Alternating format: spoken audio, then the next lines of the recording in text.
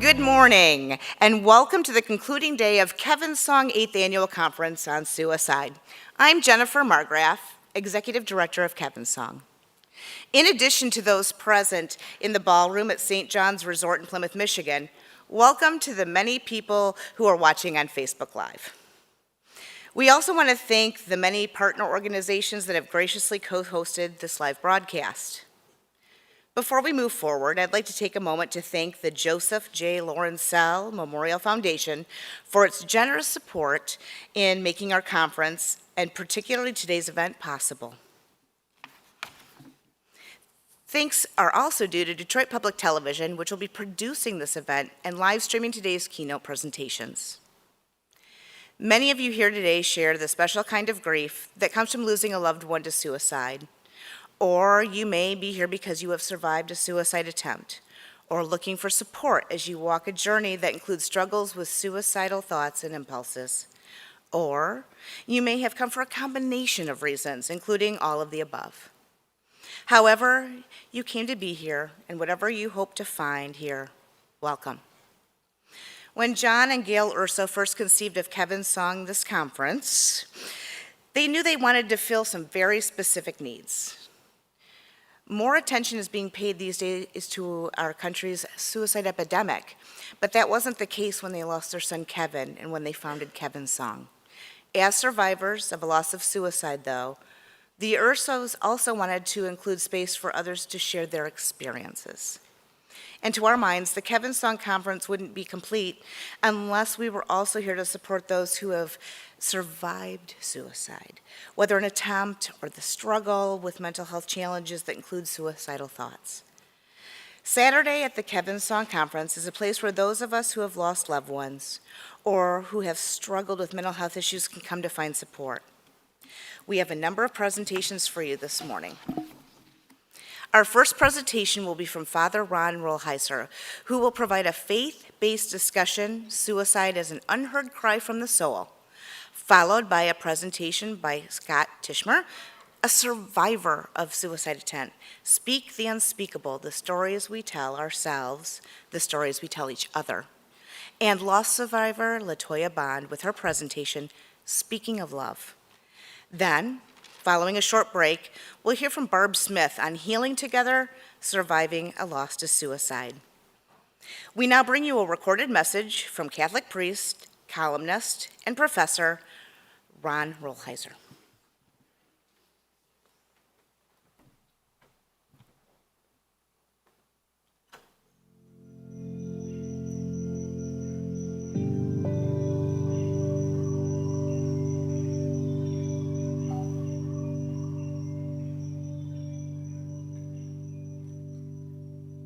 My husband's name was Joe Shadowski.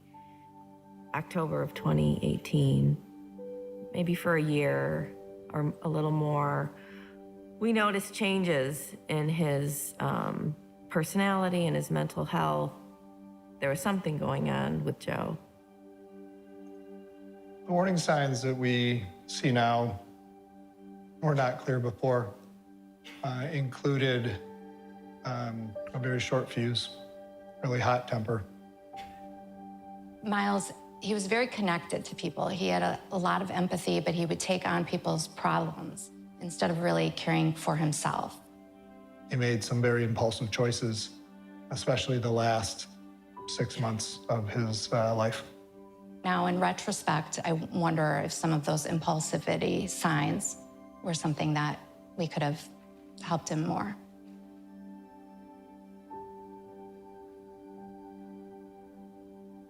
Looking back, there were definitely warning signs that my dad was ready to end his own life. One thing that my father used was a lot of humor to mask his pain. So he would always make jokes about suicide, and I never knew that there was a level of truth to his sarcasm, and I wish I had known that his pain was that deep. That's one of the curses of being a survivor is that hindsight is 20/20. My son Ryan was a United States Marine. He was a sergeant, and a very fun guy, and very well loved. He said he was having strange thoughts. I pushed very hard for him to work with the VA. Candidly, people are surviving wars now that never would have in the past, and the VA doesn't know how to deal with them.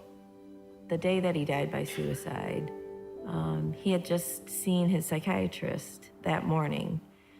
He had called the suicide hotline the day before his death, had a 7-minute call, and still that didn't prevent his death.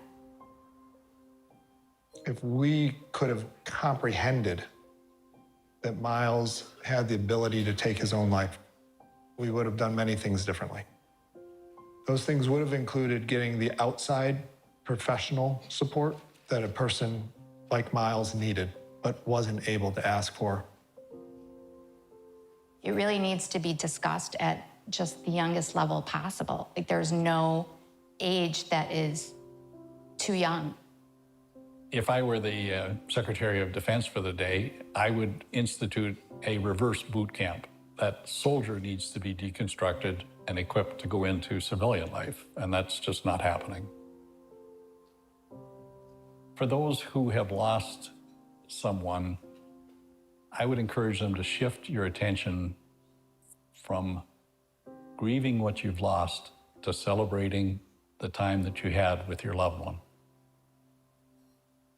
I do believe that there are a lot of ways and educational resources to help people prevent suicide, but I don't believe that a lot of people are aware of what those educational resources are.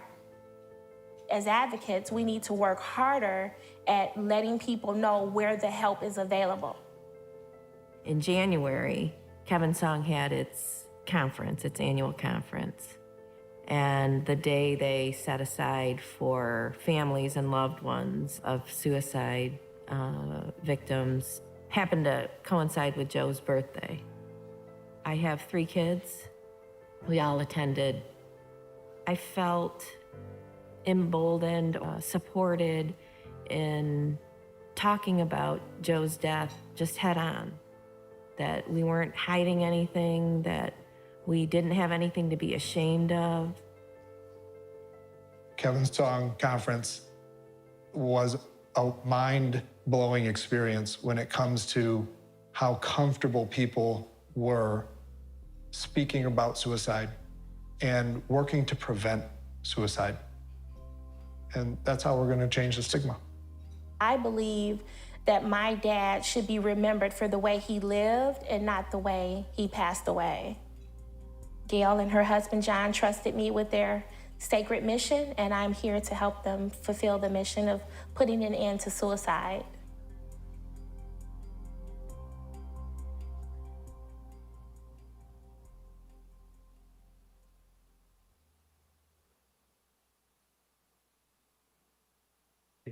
Well, welcome everyone.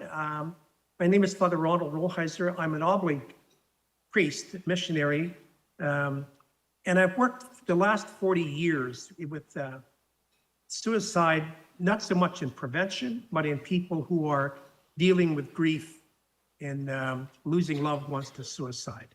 The title of my talk here, I call it Suicide as an Unheard Cry from the Soul. And I took this image from James Hillman, a very famous philosopher and a very brilliant one who died recently. But some years ago, this may have been his doctoral thesis, he wrote a book called Suicide and the Soul. But at one point, he made this kind of a stunning statement. He said, in most suicides, what happens to the soul is not listened to, and the soul ends up killing the body. It's quite a statement. In most suicides, he said, the soul is not listened to, and the soul ends up killing the body.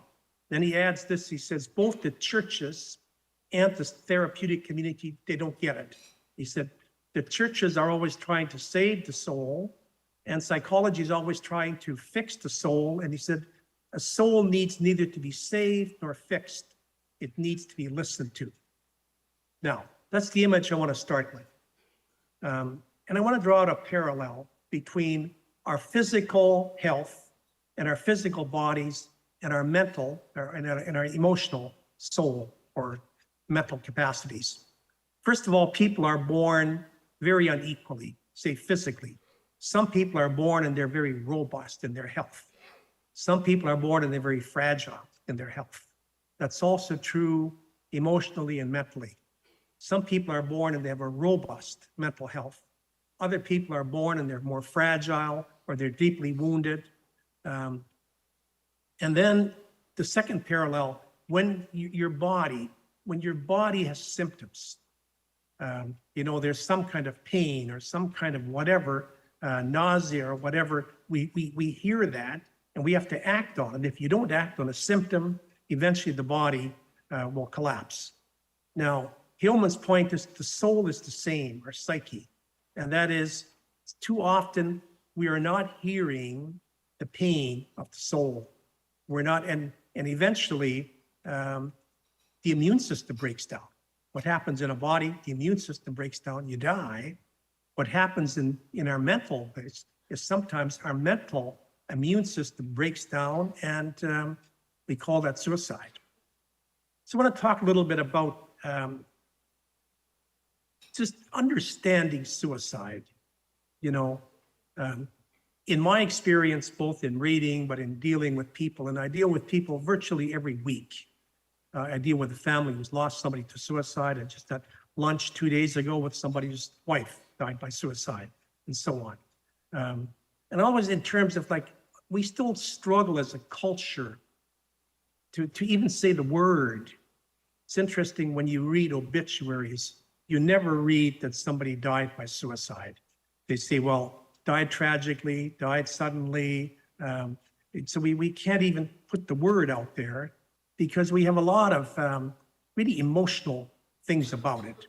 So let me say a few things about that. First of all, in my experience, virtually everyone who dies by suicide is a deeply sensitive and wounded person. I make a distinction in my writings between what I call death by suicide and somebody who kills themselves. Hitler killed himself. He didn't die by suicide. In that case, they don't die because they're fragile. They die because they're strong. Somebody says, I'm too strong. I'm too arrogant to live with the rest of you. I'm going to kill myself. In suicides, it's always the opposite. It's somebody who's fragile, who's bruised, who's wounded. In fact, my book on suicide, I call it Bruised and Wounded, Understanding Suicide. Now, second thing there is the person, in most cases, 95% of suicides, the person dies against their own will. You say, well, how can you die against your own will if you're taking your own life? No, they die against their own will. And the image I use is this. If you saw the 9/11 and you saw people who were caught in that building and they were on fire. And so they jumped from the 20th story, 30th story, and they jumped to their deaths. But they jumped to their deaths because they were on fire. And that's the image I use for suicide. The person dies by his or her own hand, but they die against their will. And I use this image. And there's two kinds of suicides. One of them is it's the equivalent to an emotional cancer. When somebody dies by cancer, they die over a long stretch of time, and there's a slow breakdown, and eventually when they die, it's expected. And sometimes that's also the case with suicide, or many times. There's been a long history of struggle, of breakdown, and by the time you hear the news, it's not a surprise. But then sometimes people die physically by a stroke or by a heart attack, where they seem very healthy 1 hour, and the next hour, they're not healthy. They're dead. The same thing can happen with suicide. Some suicides don't take the pattern of an emotional cancer. They can be sudden, they can be a surprise, and it's equivalent to an emotional stroke or an emotional heart attack. And again, they die against their will. And you can check all the literature on this. And And then always we're we're dealing with somebody who's very sensitive, who's bruised, who's wounded, who's, as Hillman would say, whose soul is crying out. But nobody's hearing, and they're not even hearing it themselves, and so on. And then lastly, but importantly, a lot of mental breakdown has a biochemical root. Like they treat a lot of suicidal depression with drugs, which means there is a biochemical element that can be playing in. And so when we say to understand suicide, we need to play this in.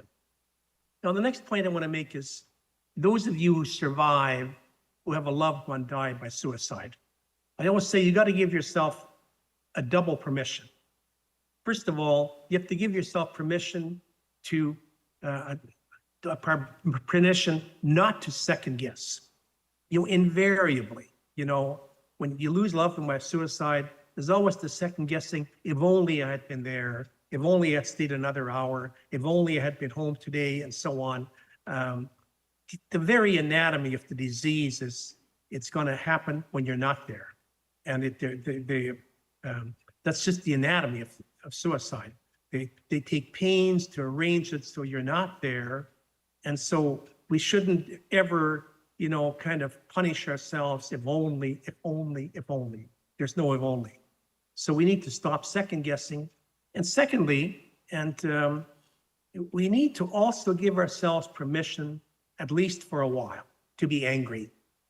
That, you lose a loved one, and that's the jolt. But when you lose by suicide, my experience is working with people who have lost loved ones from suicide, they anguish and they pain because they can't give themselves permission to be angry, and yet they need to do that.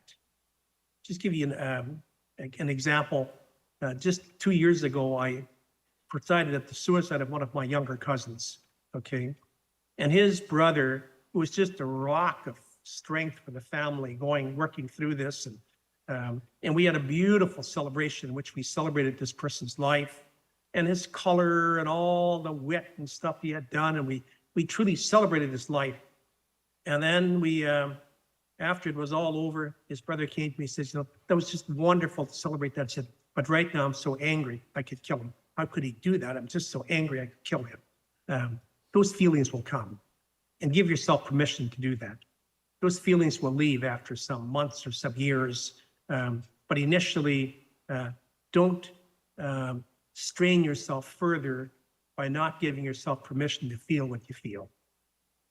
The next point I want to make is when we lose a loved one by suicide, part of our task is to what Nancy Rappaport, who's a psychologist or a psychiatrist at Harvard, calls, we need to redeem the memory of that person.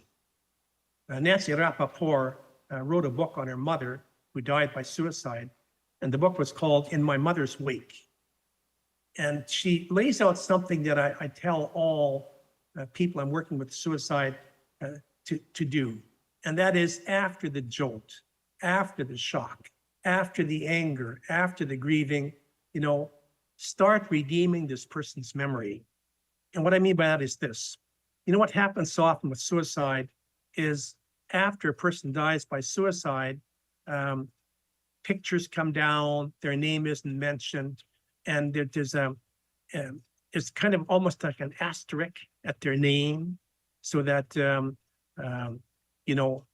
their name isn't mentioned. We don't mention how they die. We don't celebrate their life. That's horrible. That means we're seeing this whole person's life and person through the prism of the manner of their death.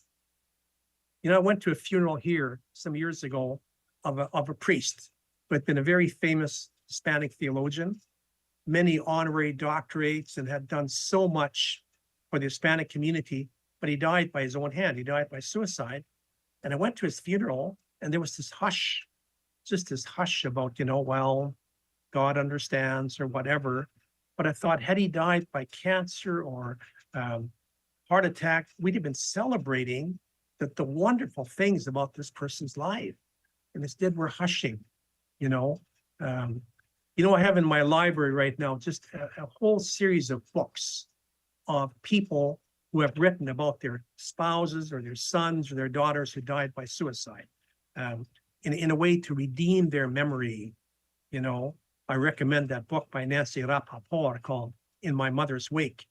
But you can read Marjorie Antis, Gloria Hutchinson, Louise Sovereign. There's many others who they do a book around their loved one who died to redeem their memory. Just a story. A couple of weeks ago, I met with a family, the wife and 2 daughters, 3 sons, 5 kids, all growing now. And their father died 20 years ago by suicide. And they've made peace with him. They've made peace with that. And they were saying, what can we still do? And I suggested, say, do this. Pick his birthday, pick a day, and have a huge celebration. Bring in balloons and champagne and celebrate. This was a wonderful man who died, unfortunately. He could have died of a heart attack or a stroke. He died by his own hand. Celebrate him. Celebrate his life. Redeem that memory. We owe that to our loved ones who have died by suicide. One final point I want to make, and that is, I call it suicide in God's mercy. I'm not sure how many of you are church people or faith-based people, but invariably there's always been a worry about, certainly the churches, about the eternal state of somebody who dies by suicide. In fact, for years in the churches, this was considered the unforgivable sin, the act of despair. That couldn't be further from the truth. I've lost a lot of loved ones to suicide. I have zero worries about their eternal salvation. Scripture tells us so clearly that God is mercy and compassion and embraces, first of all, for the poor and the weak. These are the poor and the weak. But also, let me just end with this story. I want to give you 3 images. I want you to fold them onto each other. First one, and you can write your own story. Some years ago, when I was still living in Canada, some family friends of mine, their daughter was 21 years old, going to university, to college, a history of clinical depression. She attempted suicide. They flew her home and gave, for 3 months, they gave her all the best psychiatric treatment. They tried to love her. They tried everything, and it didn't help. She ended up killing herself. Okay. And that, she had descended into some kind of private hell that nobody could enter anymore. Okay. Second story. If you're ever in London, England, go to the Anglican Cathedral there, St. Paul's Cathedral, and there's a very famous painting in there by a painter called Holman Hunt. And it's a painting, you've maybe seen knockoff versions of it. It's called The Jesus Who Knocks. But it's a painting where they have a man huddled behind a thick oak door, and he's obviously depressed. He's huddled in darkness.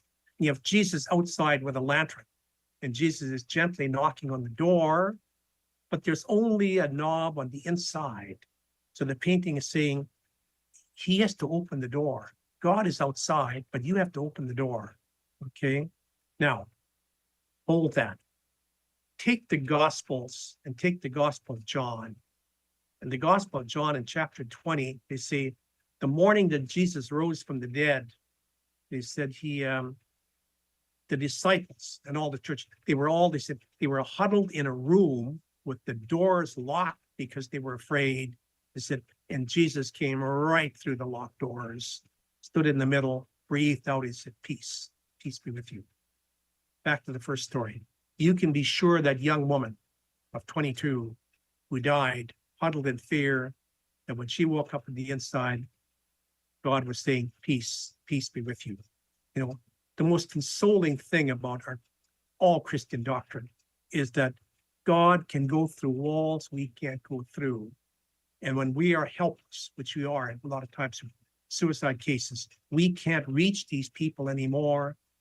Jesus can, God can. So the last thing you need to worry about when you've lost somebody in suicide is their eternal salvation. It's unfortunate the way they died. We need to redeem that. We need to understand it. We need to grieve it. Sometimes we need to be angry with it, but we need to get over it and then redeem the memory and celebrate the wonderful life that that person was. Thank you very much.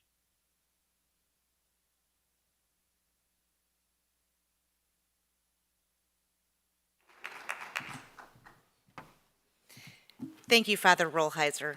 Our next presentation is from Scott Tishmer. Scott is a suicide attempt survivor and now serves as the facilitator of the Suicide Prevention Coalition of Calhoun County. Please welcome Scott to the stage.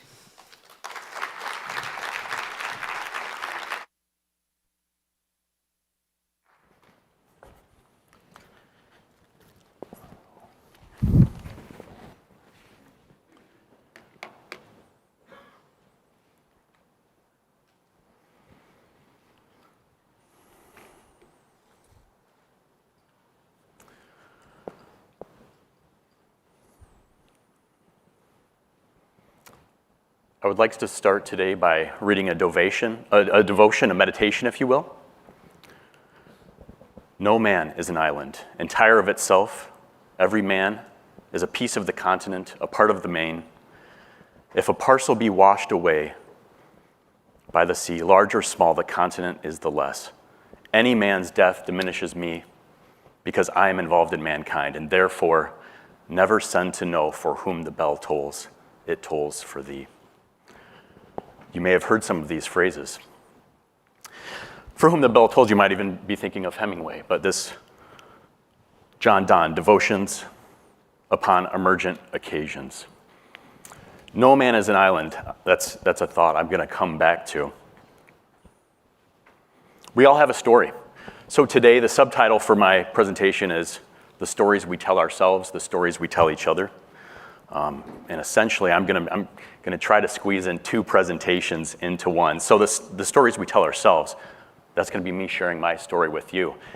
And that narrative of my own story has changed throughout the years and has really changed from a narrative, my old narrative that really put me at risk for suicide, to my current narrative that I view as resilience to suicide. So from suicide risk to suicide resilience. The second half of my presentation, the stories we tell each other.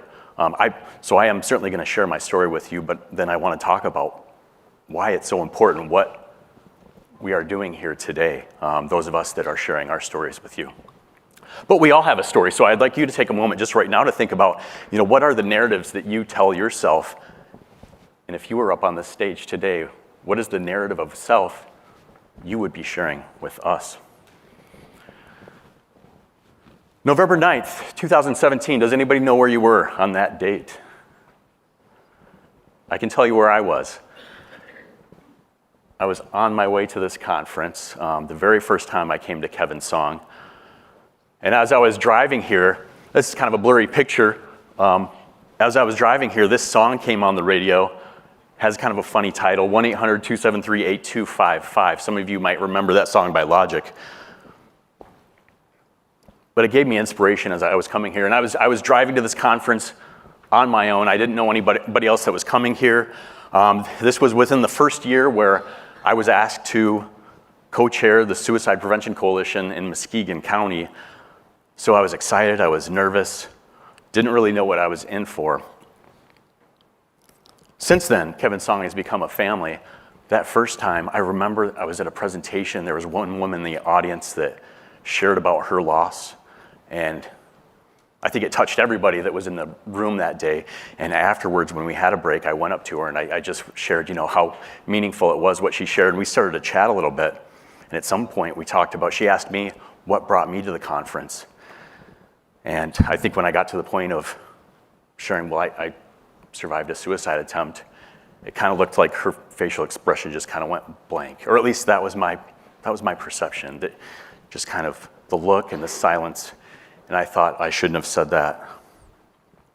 Or I shouldn't have tried to talk to this woman. And I had even told her, your presence is so wonderful, and you remind me of my mother, who is actually here in the audience today. And so I can interpret her response in so many ways, but in that moment I thought, well, maybe when I said she reminded me of my mom, that maybe she thought my mom had died by suicide. And so when that wasn't the case. So I created this narrative in my mind that I shouldn't try to talk to her. I shouldn't try to talk to other people who I don't have that same experience with. Maybe I don't belong here. And that was the narrative. So I fast forward to last year on the Saturday of the presentation, and I love the fact that we sit around round tables and you get to meet with and talk to people you might not know. I was sitting next to a therapist, clinician, and she had mentioned, I wasn't going to come to today's program because I didn't think it was for me, but I had met one of the speakers last night and really wanted to hear their story. And my mind instantly thought, isn't today what Kevin's song is about? I mean, this is the purpose. This is the epitome, hearing from people who have experienced suicide from different sides of that story. So I do want to say to everybody that is here, you are where you belong. You belong. Disclosures, I have no financial interest or relationships to disclose. However, a few disclosures I do have. First one is I am not a motivational speaker. I do a lot of presentations, but I tend to do trainings where somebody much more intelligent than me has created an evidence-based curriculum, and I deliver that. And I do this over and over and over. But a couple years ago, a very large agency in Battle Creek where I work, they were trying to do an event for their staff, and they wanted to bring in one of the most inspirational speakers around suicide prevention. I won't say who it was, but when they reached out, they unfortunately found out that this person's speaker fees far exceeded their budget, so they got me instead. So some of the basis for my presentation today came from that. And actually, a question, does anybody know Charles Barkley, sports commentator, basketball phenom in the 80s and 90s? There was a Nike commercial in the 90s where, and it was a little tongue-in-cheek, but he came out and said, I am not a role model. And there was a really important message to it, but it really got conversation going. But kind of in the same way that he said, I am not a role model, it's a little tongue-in-cheek. That's also kind of where I'm coming from, because whether we like it or not, we are all role models by what we say, most importantly by what we do. So we are all role models, we are all motivational speakers. We should be asking, what do we want to motivate in the world? I do have one other disclosure. I am not an authority. I'm speaking into a microphone, I'm on a stage. I am one person sharing my perspective, and I don't say this as, well, I'm just somebody with lived experience. I'm saying this from the perspective that, because one of the things I'm going to talk about is how we might form false beliefs. Sometimes those false beliefs can come from perceived authority, where we take on these messages that might not actually speak to the truth. Who am I? I'll tell you a little bit more about me before I continue. So I'm 42 years old. I live in Muskegon, Michigan. However, I work in Battle Creek as the suicide prevention facilitator for Summit Point. So Summit Point is the community mental health authority in Calhoun County. Just going on, will be 3 years coming up in that position. I graduated from Central Michigan University. I know there's some really good schools, universities around this side of the state, but I will mention Central Michigan University consistently ranked the #1 public university in the state, alphabetically. I am a big brother. I met my little brother through Big Brothers Big Sisters. As you can probably see in the picture, he's a full-grown adult now. I am also an uncle to an amazing niece and nephew who are much taller than this. I just love this picture, though. They live in Indonesia. Let's see. I'm a husband. So that's my wife, my brother, my sister-in-law, niece, nephew, and that's my mom who's in the audience today, and she actually performed our ceremony. And I'm a godfather. Can't believe my goddaughter is going to be 4 years old coming up in just a few days here. And most recently, Dad. 7 months old. This is the longest I've been away from him. But, this is, if you ask me who I am, this is who I am, and a couple things I'd point out about that. Notice how most of the things I said are relational, social. That is so important to who we are. the other thing about everything that I just mentioned is that all of those things almost never happened. I tried to end my life. I tried to kill myself at age 24. So I want to tell you my story of how I went from suicide risk to suicide resilience. I'll give you kind of a brief overview right now, try to fill in more of the details. But what I really want to focus on today are really the conceptual shifts that got me from one place to the other. And so if some of it is a little out there, esoteric, forgive me. These are things I haven't really spoken to anybody. Sometimes after a presentation, a training, if there's somebody who has also struggled, I might share some of these things with them. But other than that, these are things I have never really talked about. So, but just I'm going to just kind of read a quick overview of my story from suicide risk to suicide resilience. I kind of wrote this a few years ago. I tried to end my life at age 24. Thankfully, a first responder, a deputy sheriff, saved me after someone noticed something was wrong. For over a decade and a half, I wanted to thank that person, but the shame, the lingering shame, stopped me up until a couple years ago where I finally mustered up the courage and had the opportunity to thank that man. Beginning from an early age, shame, self-hatred, anxiety, fear tainted much of my life. Our thoughts, our feelings, our perceptions are meant to help protect us, to guide us through life, but they can also deceive us, mislead us, and convince us that life is not worth living, that we are not worth loving, and that our pain will never end. Growing up, most people thought I was just shy. I thought I was subhuman. And while I thought that most people were good, I knew that I was bad. I constantly ruminated over my worthlessness and my failings, and I lived in fear each day that others would find out the truth about who I am. Years and years of treatment-resistant depression left me hopeless, and I frequently lacked the coping skills to deal with life's inevitable pains, heartaches, disappointments, let alone grapple with that unremitting shame that was always lurking beneath the surface. Suicide was my escape plan. Healing came slowly. Self-acceptance, self-compassion came slowly. It's still a work in progress.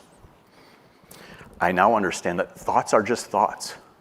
Feelings are just feelings. They are ultimately fleeting. And I no longer allow them to control, nor define, nor diminish my perceived value as a human being. So I no longer allow thoughts of suicide to bring me to those depths of despair that I used to, and now they would serve as the warning signs, kind of alerting me to the fact that something's wrong. Change is needed, maybe physically, biologically, maybe mentally. Something's needed.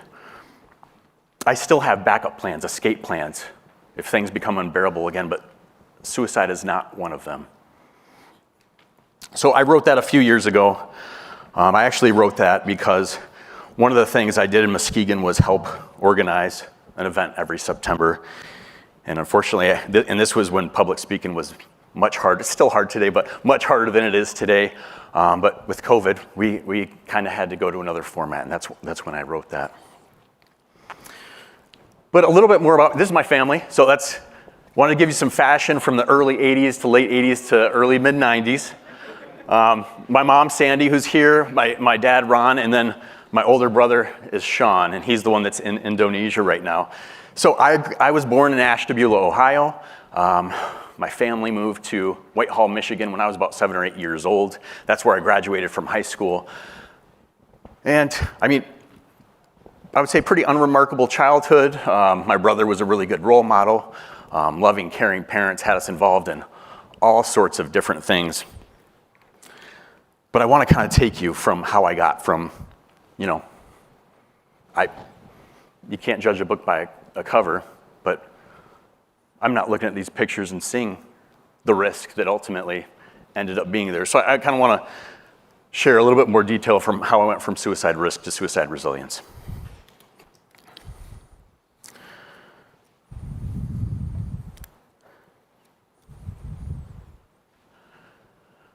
as early as probably second grade, third grade, I started experiencing, what I would now describe as cognitive distortions, just kind of believing, and usually these cognitive distortions always had to do with my social reality. So it wasn't that I was necessarily out of touch with physical material reality, but my social reality moved very far from what actually was. By the time I got to middle school, I started to, this kind of sense that I didn't belong. I started to have fears, suspicions, paranoia that peers were kind of plotting against me, or if people extended kindness to me, it was kind of out of pity.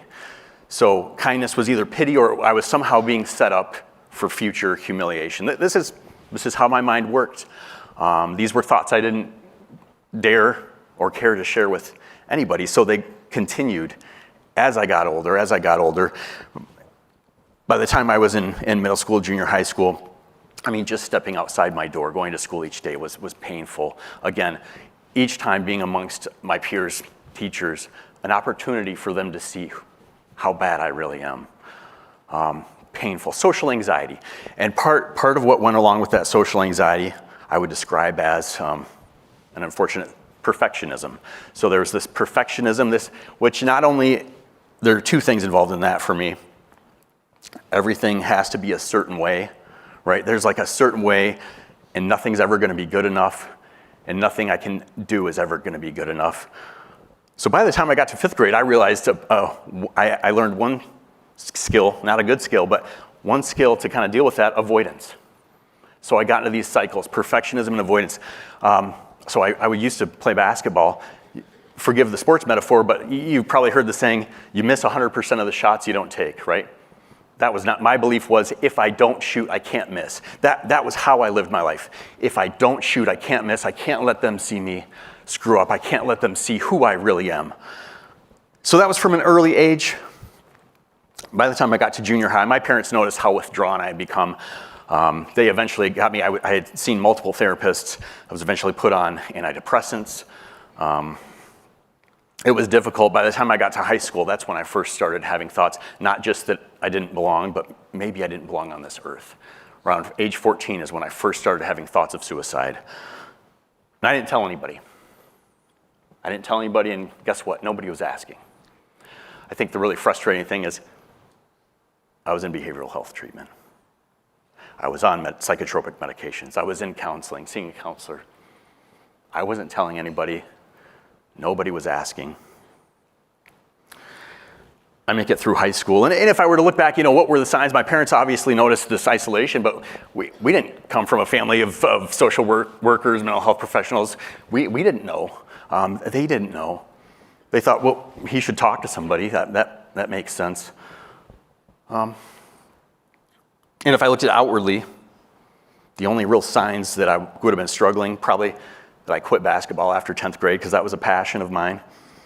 I was extremely shy, which some people are just shy. And then I missed a lot of school. I missed so much school that I had to go in front of a board, which would now be like a truancy board, but to kind of plead my case of why I should be passed on to the next grade. And that's as a 4.0 student. So, graduated first in my class, multi-sport athlete, and musician, got a full scholarship to the #1 public university in the state, remember? But those were some of the outward signs. By the time I got to college, my first semester, I remember I actually thought I could turn it around. This idea of you can redefine yourself? I had this sense, I don't have to carry who I thought I was with me. I can be something new. Unfortunately, that changed quickly. The stressors of academics, along with, I started dating for the first time, so girlfriends, jealousy, heartbreak. By my second semester, my dad was diagnosed with cancer. 6 months later, he had passed away, died from cancer. At that point, I dropped out of school, went back home to live with my mom, support her, she supported me. And when I went back to school the next semester, I couldn't really hold it together. Basically, I could hold it together for about one semester at a time, and then I withdrew. It took me over 7 years for a 4-year degree, a bachelor's in psychology, because I was dropping out every other semester. It was difficult. In the summer of 2005, I was not enrolled in summer classes. At that time, my mom was kind of in the same way that I've been doing for the last 2 years, working 2 hours away. At that time, she was living with her mother about 2 hours away during the work week. And I was home alone, watching the dog. I had applied for a couple jobs, trying to get something set up for the summer.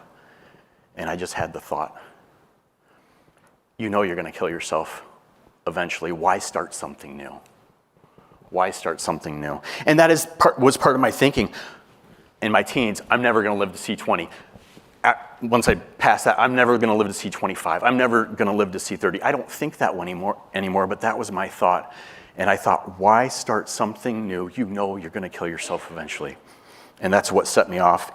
And I mentioned taking care of the dog, so I knew my mom would be home in a couple days. I set out enough food, enough water. I knew there'd be some messes in the house. And then it was kind of like I was just driven. And the method I attempted with was not something I had really thought about before. It was just kind of improvised.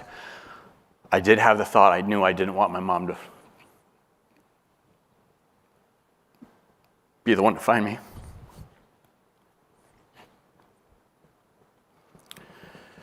But I didn't have the thought of how she would miss me. I couldn't see that. I mean, it was a different state of mind, a different state of being. All the things that you would want your loved one to think of, I could not see in front of me. And so around 3 a.m. in the morning, I set off to where I thought was a secluded location to have my last breaths, my last sights, and thankfully I was wrong. Thankfully I was wrong. I'm only here today because of the persistence and perseverance of others. Long road to get to where I am today. I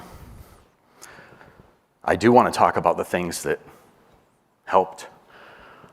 And this is a difficult part in my story because my kind of journey of healing didn't really start until, so I was hospitalized after my attempt. I dropped out of mental health treatment about a year later.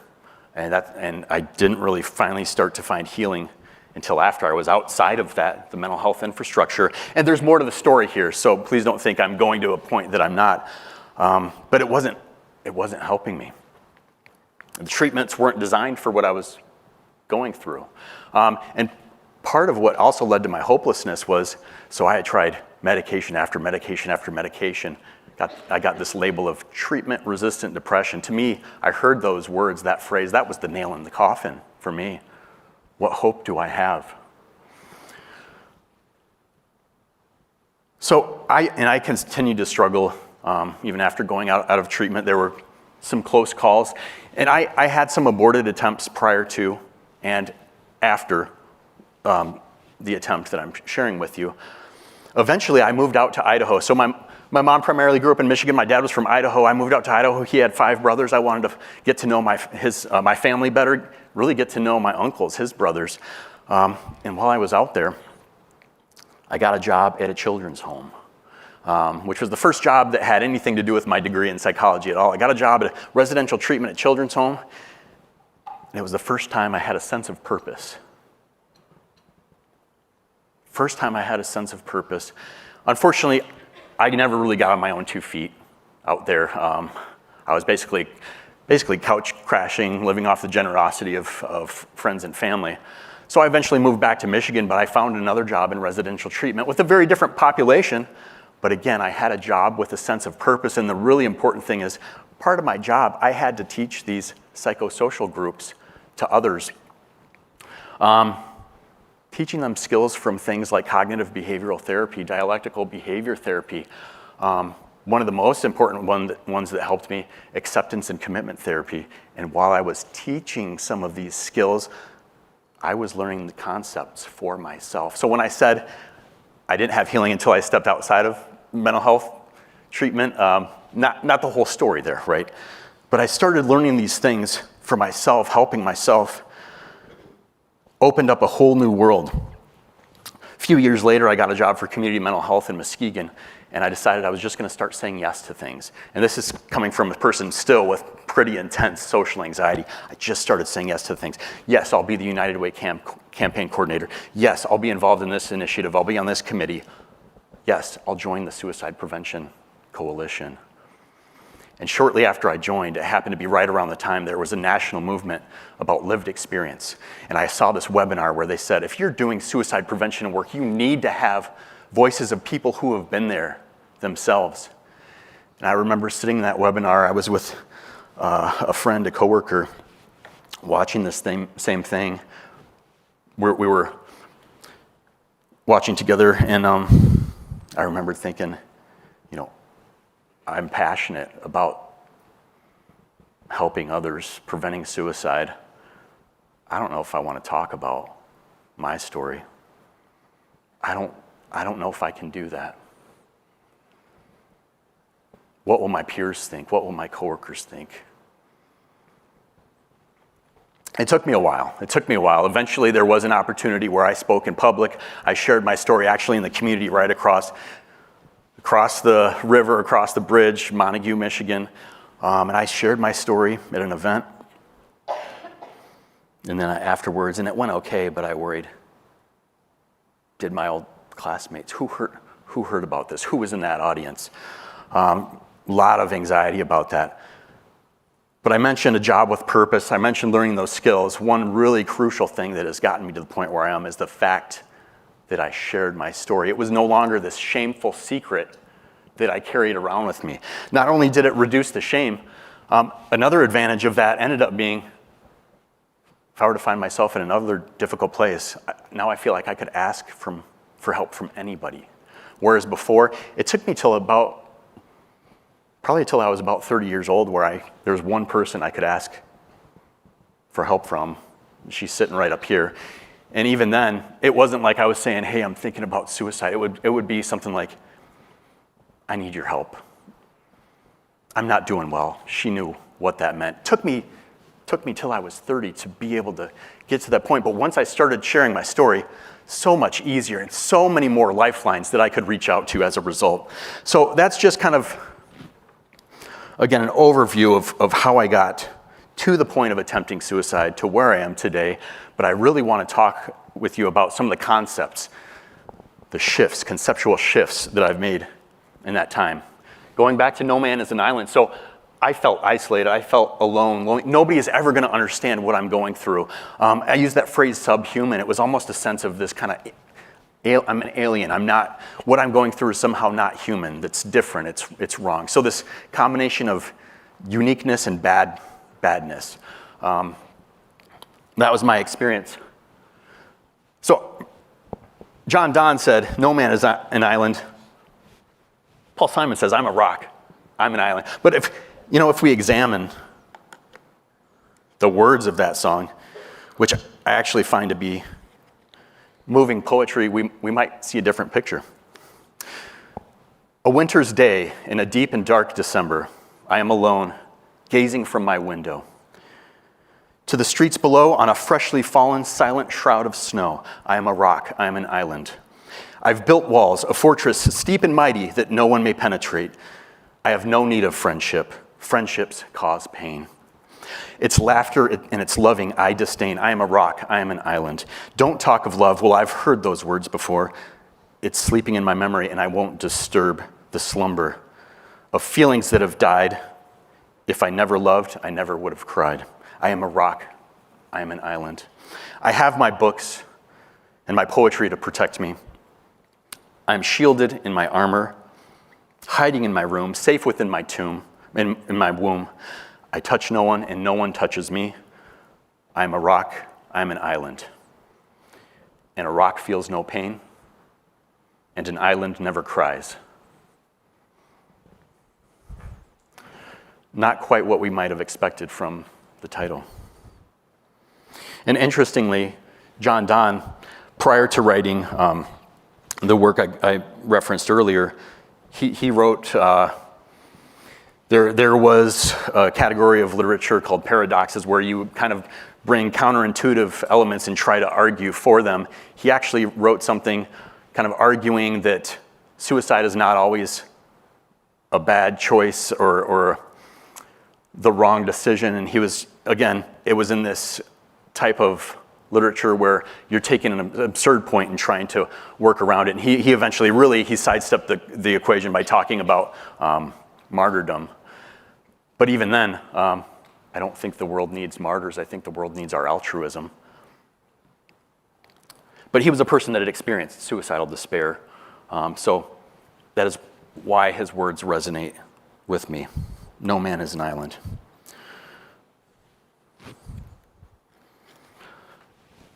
Orson Welles said, we're born alone, we live alone, we die alone.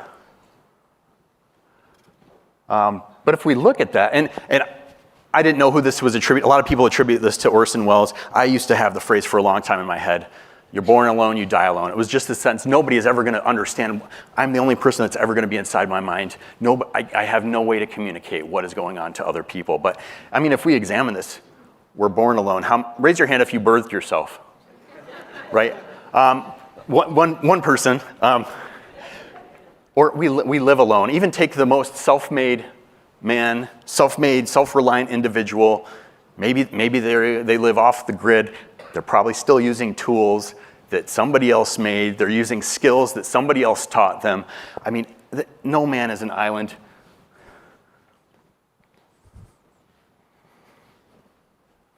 A lot of people leave out the next line in this quote.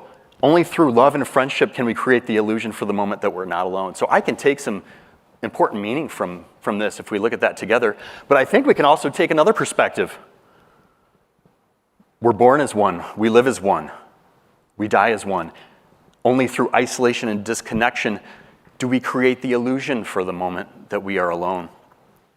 I think this can speak truth as well. And here is just an example, different ways I can conceptualize this idea of being born as one. Think about our ancestors that got us to this point where we have life. If we take an average generation span of the age of parent upon birth of a child is 25. If we just look at a period of 400 years, that's 16 generations. That's over 130,000 ancestors that we are directly descended from. Just to get us to this point today in this room, and yet we can feel alone. We can be sitting amongst 100 people and feel alone, but that is not the truth. That is not the reality. So essentially a city the size of Ann Arbor, roughly, filled with your mother's mother, father's father, to get us here. We are not alone. Another conceptual shift, perceived reality. The reason this is important is because I think we need to acknowledge we all have beliefs. We probably all have had beliefs that we later realized were not accurate, right? Even just take a moment right now, think about what beliefs you might have held in the past that you no longer do. So just getting to that idea of, especially when we talk about things like our social reality, how they can get so distorted. Take a look at this. Try to count how many black dots there are. And as soon as you think you have the number, just shout it out. 11, 10, 12, 1. And it's not a trick question. There are 12 black dots up there, but the point is, notice how when you look at one, the others just fade into gray. Our brains fill in the gaps, right? So that's the thing. Think about all of the potential information that can be coming at us at any one moment. There is no possible way that we're going to be able to even be attentive to all of that information, let alone to process all of that. So our brains are guessing machines. Different theories of consciousness kind of view our minds as top-down predictive models. So the way we see the world is actually our mind's kind of guessing and then using our sensory data to confirm or deny to kind of shape, okay, where our guess is right. I think this is a good example of that. Anil Seth, if perception is controlled hallucination, so he views consciousness essentially as controlled hallucination. Again, what we are actually seeing, how we interact with the world is through our mind's guesses based on our prior experience, and then we correct for that based on sensory input. So if perception is controlled hallucination, then hallucination can be thought of as uncontrolled perception. You could even say that we are all hallucinating all the time. It's just that when we agree about our hallucinations, that's what we call reality. So I'm not saying that there is no objective truth. We can measure the material world. If we get the same measurements. We can be certain that there's objective truth, but the way we perceive, this kind of helps us understand maybe how our minds can maybe see or think, hear things that aren't actually there. The mind is its own place, and it in itself can make a heaven of hell, a hell of heaven. And even just thinking about the speaker before, many years in my life, I don't have a better way to describe it than an internal living hell. I don't have better words to put it to you than that. So perceived reality, having a better understanding of our conscious perception, agency, this is one of the most important ones for me. I felt like I had no control, no power. I didn't choose to be here. Emancipate yourselves from mental slavery. None but ourselves can free our minds. So we may all experience abuse. People may demean. I think that's one thing. It's another thing to internalize that. When we take our experiences, negative experience, and say, that happened because of me, because I'm bad, I deserve that. It's a very different thing.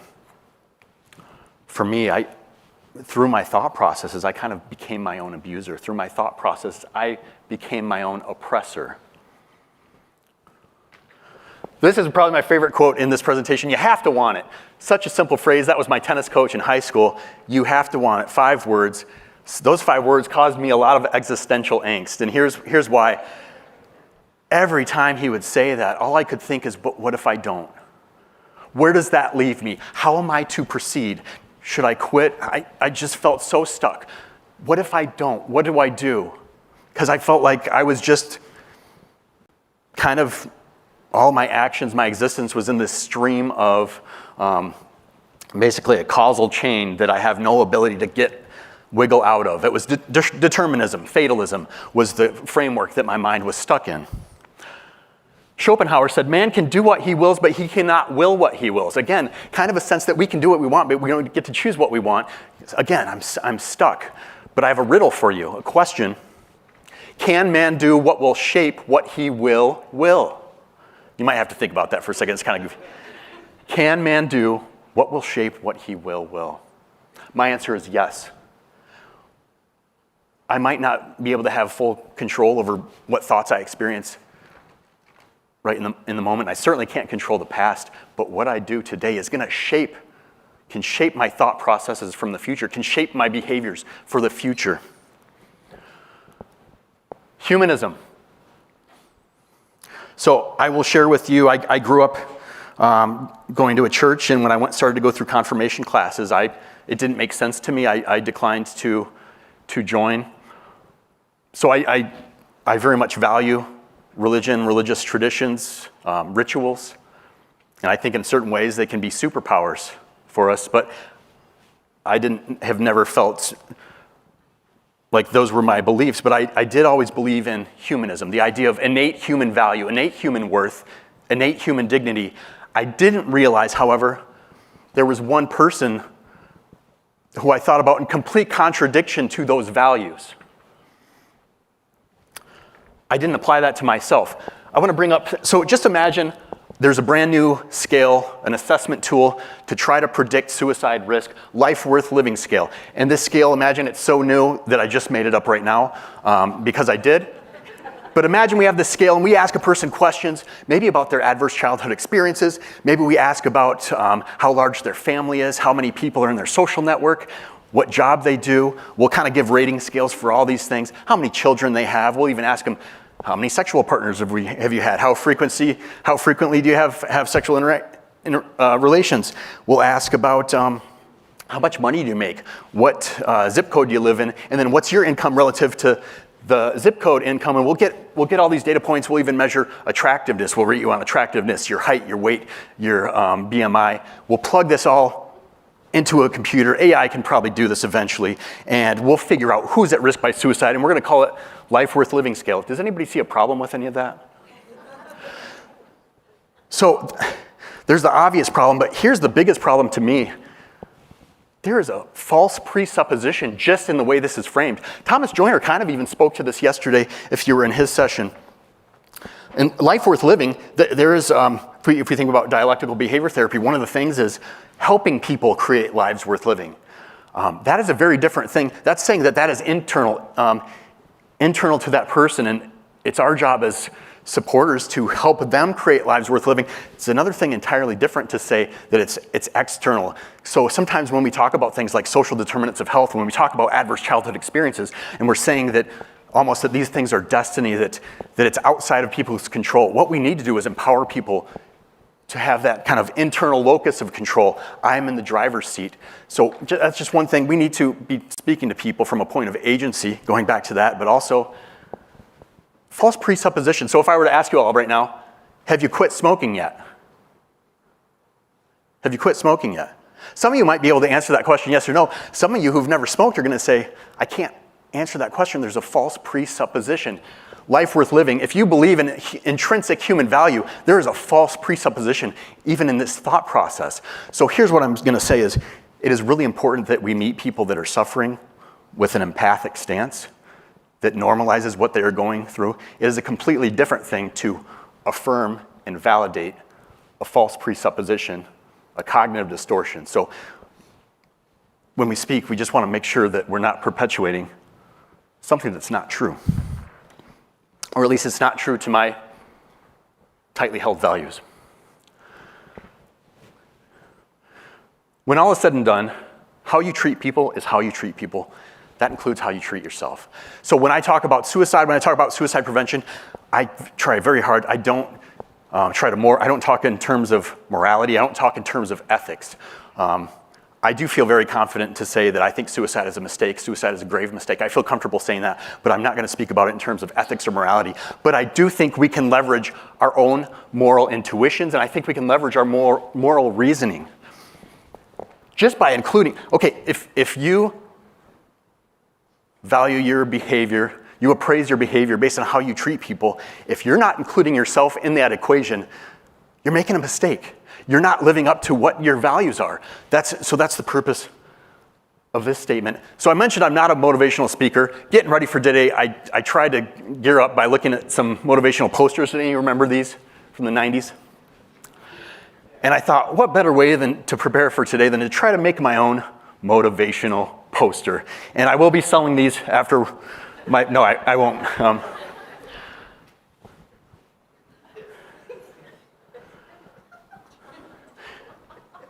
If there's one sticky message I hope you take away from my presentation today, you are not exceptional.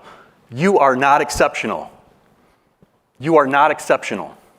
You are not exceptional. If you can't read the text underneath, and I have that on my next slide, but it says, remember always to reverse the golden rule. The golden rule, do unto others as you would have them do unto you. Do unto yourself as you would do unto others. I would have never treated anybody, spoken to anybody, tried to harm anybody in the way that I did to myself. But I told myself I'm the exception. I am not exceptional. I am human. The world owes us nothing, but we owe each other the world. You know, I think suicide prevention is not something that's left up to just one person. It takes a community. The Talmud says, he who saves a life saves an entire world. We owe that to each other. The last conceptual shift I want to talk about, evolution. The reason this is important to me is because, as I mentioned, the religion I grew up in didn't really fit my life experiences, how I viewed the world. And part of the difficulty with that is I had no real concrete foundation for how to view life, how to view humanity, how to view myself, and how I fit in. To me, looking at the natural world, looking at human beings as biological organisms is one of the things that helps me the most. In fact, some of my most effective cognitive strategies I use is just reminding myself I'm a biological organism. So if I'm experiencing mental anguish, pain, just reminding myself I have to feed myself every day, water myself every day, rest myself. Like just those reminders kind of removes all that social reality that I can get so caught up in. So just going back to the basics of nature,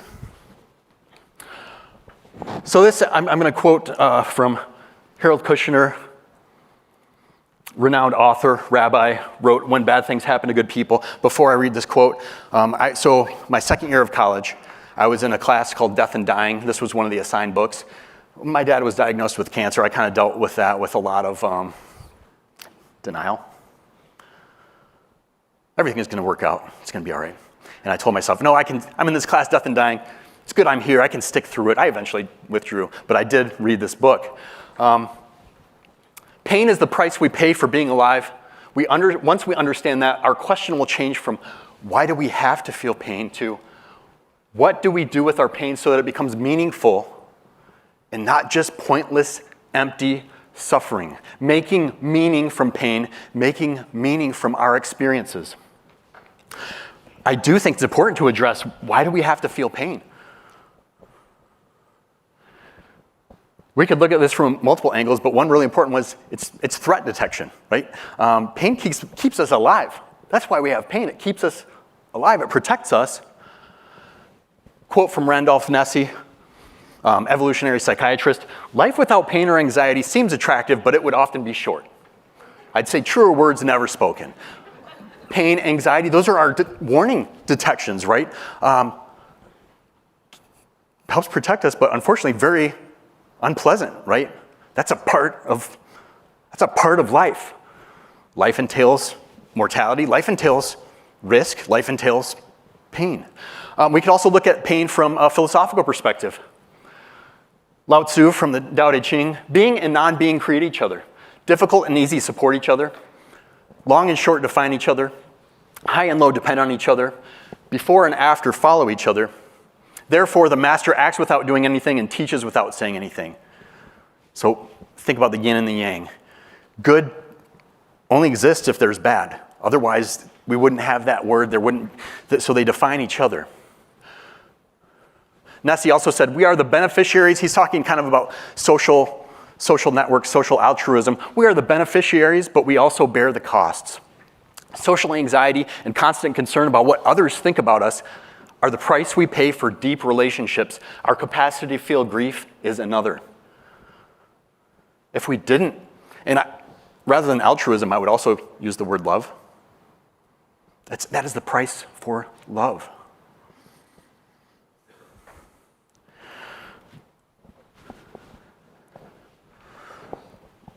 I want to look at another animal, another species that's a very social species. So we are probably the social species. Elephant's also a very social species. But before I share this story, I want to share my grandmother, my mother's mother, loved elephants. After she passed, she had elephant figurines. That's everybody kind of wanted one of her figurines as a prized possession. But her mother, when my grandmother was just 5 years old, her mom died by suicide. And it was just 2 years before that her father had died. So her mom died by suicide. She was 5. None of our family really knew this. I didn't know this until I started doing genealogical research. But just think about the obvious impacts on her life. And her mother actually was a triplet, and it was very rare to have surviving triplets, and their names were Daisy, Dot, and Dimple. My great-grandmother, Dimple. Even our family that has no clue that that's how she died, the impacts are still reverberating. But an elephant story, I do want to talk. So I saw a video. So it was a mother elephant and a calf crossing the river. Occasionally they have to cross rivers, and that can be a very dangerous thing to do. And usually the mother tries to stay downstream so it doesn't get washed away. But in this case, the calf started going downstream quick. And you feel the sense of watching this, you feel the same sense of panic as if you were watching human beings, and eventually saves the baby elephant. They get to the other side of the shore. In other cases, they're not lucky. That calf swept away, never to be seen again, probably not surviving. Imagine if in that case, those elephants, they got together, they decided, hey, we don't want this to ever happen again. We're gonna get together, we're gonna create a conference, we're gonna make it so no other calf gets lost, swept away. Elephants don't do that, we do that. John and Gail do that. So I hope there's nothing I'm saying about humanity that we're just biological organisms and that there's not amazing, miraculous beauty to that. So the other half of my presentation, I didn't leave myself much time, so I'm going to move through this pretty quickly, but why share our stories? Why speak the unspeakable? I'm going to talk about who defines what is unspeakable and the paradoxical nature. So when I say unspeakable, that could be unspeakable shame, guilt, hopelessness, pain, loss, trauma, fear, anger, humiliation, moral injury. But who gets to define that? And kind of going back to that quote, the master teaches without saying. You know, we learn that from others, we learn that from what people say and also what people don't say. Paradoxical nature, this goes back to agency. Something might feel unspeakable right now, and it might be something I may have never been able to talk about in the past. I think standing up on the stage for me, that's unspeakable, that's impossible. Yet, probably 5 years ago, I would not have been here. Today I am. So we have agency. What we do today affects the future. Understanding stories that need to be told. Sharing. I already kind of talked about some of that. Breaking the cycle of shame and silence. That is huge. Understanding behavior is communication. So if somebody is going through some unspeakable situation, that if they're not talking about it, it might come out in self-destructive acts. It might come out in suicidal thoughts and suicidal actions and interpersonal violence. We need to understand that behavior can be a form of communication. Self-expression as a human need and a human right. And I'm going to go patriotic on you. The First Amendment, right? Freedom of speech, how important, how central that is to us as a society. It's a human need.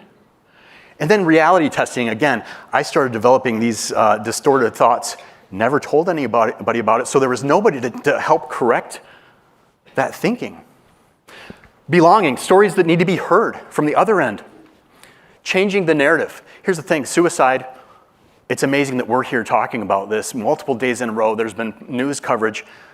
Most of society, the only time they hear about it might be after a celebrity's died by suicide. That paints the wrong narrative. And while it's super important for us, it's important for all survivors to talk about suicide because we also can't just talk about it after death. We have to talk about stories of survival as well if we want to paint a clearer picture. The power of our words. My thoughts have changed a little bit as far as like the language we use. And nothing I'm saying today is meant to be countercultural, but today I worry less about the etymology, the origination of different phrases and statements. I worry more now about what is the meaning that people are going to take from what I say. So is the meaning that they take away a message of hope, or is it a message of determinism, of fatalism, right? These are the things I think about. Human connection, when we hear other people's stories, especially if they relate to ours, we feel like we're no longer on that island. We are no longer alone. Empathy, speaking is only half of the equation. So we tell people to reach out, speak out if you're struggling. There's another, that might be half of it. What needs to be on the other side, right? I teach a suicide prevention training called QPR, Question, Persuade, Refer. I'm going to ask you the same question I ask them. After we've asked somebody a question in life, and especially if it's a question for somebody that we think is in distress, what is our next job?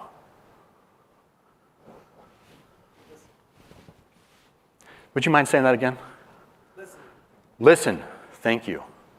Listen. We need to listen with empathy. And again, an empathic stance. It doesn't mean we have to take on and feel exactly what they're going through, but an empathic stance where that person feels heard, that person feels seen. I do want to share with you one of the most impactful experiences I had, and this was actually when I was in treatment. This was actually when I was in the hospital. So I mentioned I was hospitalized in a psychiatric hospital after my attempt.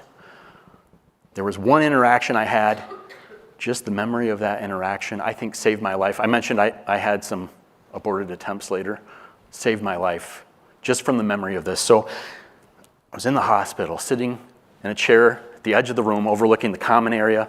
The dining area was over here. And a social worker came and sat beside me. And I think body language is important, so I'm going to repeat that. She came and sat beside me. said one simple thing, and all she really did was listen. She said, "For you to have tried to kill yourself, you must have been in a lot of pain." That's it. For you to have tried to kill yourself, you must have been in a lot of pain. And then she just sat there, and to be honest, I was in the midst of a depressive episode. I was not saying that much. She still sat there, gave me her time, her patience, her caring presence. In that interaction, I felt seen. I felt understood. I felt like this person cared. And here's the thing. I had people in my life that loved me. I had people in my life that loved me. One sitting right there, but I did not feel understood. I did not know how to feel understood. That's what she gave to me. And I think now I kind of view what she said. I think about one of the skills I try to use a lot is active listening, reflective listening. So it's important we listen to people, but we need to listen to people with skill. Reflective statements are really simple ways to acknowledge, to let that person know, I hear you. I understand what you're saying. Portrays empathy. We could do a simple reflection, repeating back to what that person said, but she took it even further. I would call what she did complex reflection. She didn't just repeat back to me what I said, she repeated back a life experience I had. It was extremely impactful. I was going to talk a bit about QPR. I'll just kind of give you the gist of it. So it is a suicide prevention training. This is a quote from its founder, Paul Quinnett. "We dared the world to do better by suicidal people. First, by teaching them how to identify and decode suicidal warning signs with a few simple questions and how to listen to people in pain. We taught them a kind of heart-to-heart recitation to restart hope when hope's pulse had ceased." So I'm going to kind of skip over most of what I was going to share about QPR, but it is intended for the layperson. There are other suicide prevention trainings out there. It's intended for the layperson just to get the basics of if we want to prevent suicide, we have to even understand the nature of suicide first. So I did want to share, that's one of the things I do through my job. I usually do a free virtual training the third Thursdays. I added a special training that I'm going to be doing next Thursday, so February 1st from noon to 1. It's free, it's virtual, online with Zoom. So if that is something that you might be interested, and these trainings have been offered throughout the conference this week. But if there's anybody that would like to take that, please either get the information up here or get in contact with me later. I also want to mention that one of the things that has also been helpful for me is, so after my suicide attempt, I looked for support groups and I didn't find any.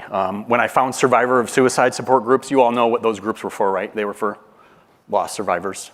And that's many people's experience after an attempt. If they find a group that says survivors of suicide, they think, I found hope, and then usually it's I'm not welcome, it's not for me. So actually, Amanda, who's sitting up here, helped develop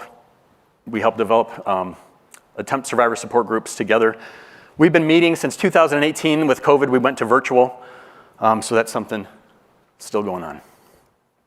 And then, so part of switching to virtual, we eventually had to create a wait list for people out of state. I did not feel good about telling people, I'm so glad you reached out. Can I put you on our wait list? So I tried to create an online resource that would be accessible anytime. That's what this Speak the Unspeakable is. It's talking about suicide prevention, but from my perspective, as somebody who has been in those shoes. There's been research that looking at what types of messaging might have a protective effect for people that might be experiencing thoughts of suicide or may have made an attempt.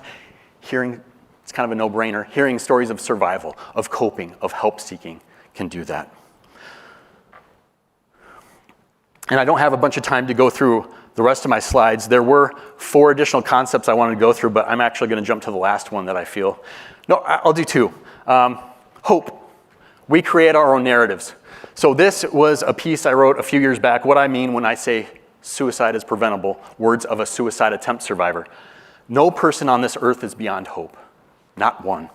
Many times in life have I felt completely hopeless. In such times, it is imperative that you continue to hold hope for me when I cannot. Please realize that your hope may not actually diminish my pain. In fact, you're more likely to lessen my pain just by truly acknowledging that it exists. Feeling seen and understood helps me reconnect to life.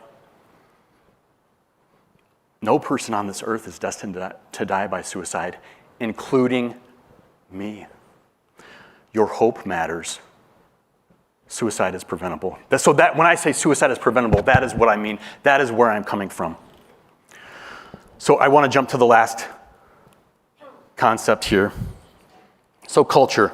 And I think culture is so important because that really can encapsulate every single concept that I've spoken about up to this point. Again, we are role models, whether we like it or not.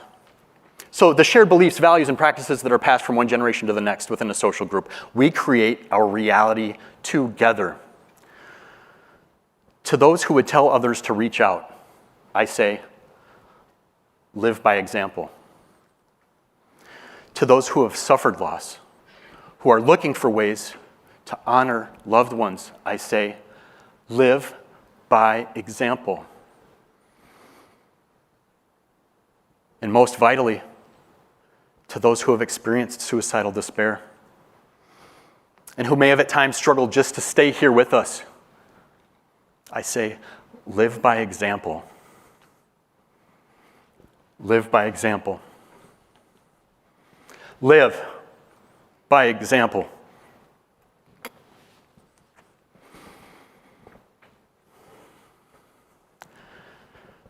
No man is an island, entire of itself.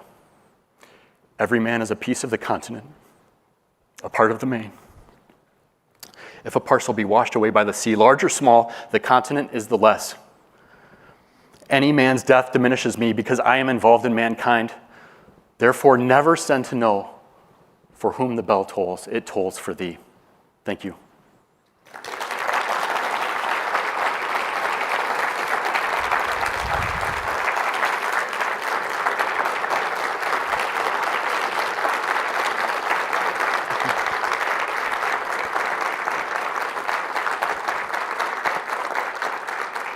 I left 10 seconds for questions. Go. No, thank you very much.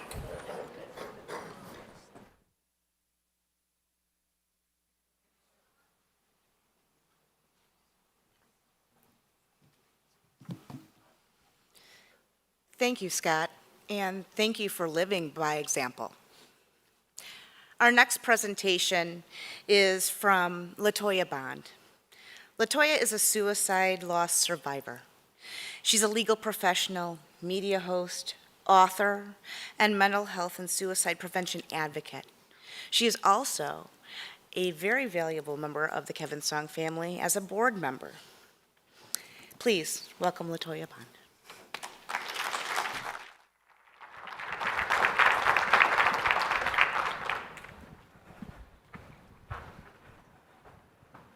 Good morning. Today, I'm going to share with you a very deep and personal tragedy that occurred in my life. I will be speaking to you with an open heart, and I hope that you will receive my message with an open mind. It's very difficult to stand before you with such a heavy burden on my heart, but this is a conversation that needs to be had, and we're here today. So I want to start my presentation with a poem, because love is the thing that makes all things beautiful. The name of my presentation is called Speaking of Love. Love is the strongest magnetic force in the universe. Each time we choose love, we enjoy life more. Each time we choose love, we enhance the quality of our life. Each time we choose love, life seems brighter and clearer. Love heals. Love soothes. Love elevates. Love forgives. Love gives us hope. Love brings joy and abundance. Love makes us grow. Love makes life colorful. We are all here to learn about love, to love yourself more and therefore others. Real love is selfless and free from fear. It's joy in the joy of giving. Love more, because love is the thing that makes all things beautiful. Speaking of love. Before I go into my presentation, I would like to give you a little background information. I'm going to be talking about a murder-suicide. I may be using words that are triggering to some of you.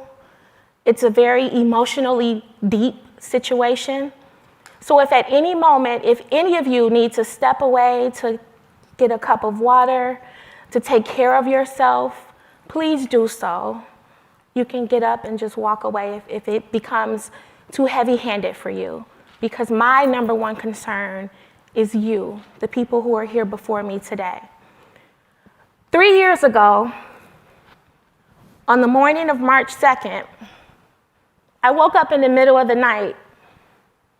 My cell phone was exploding with messages, phone calls, voicemails from people in my family. LaToya, turn on the news.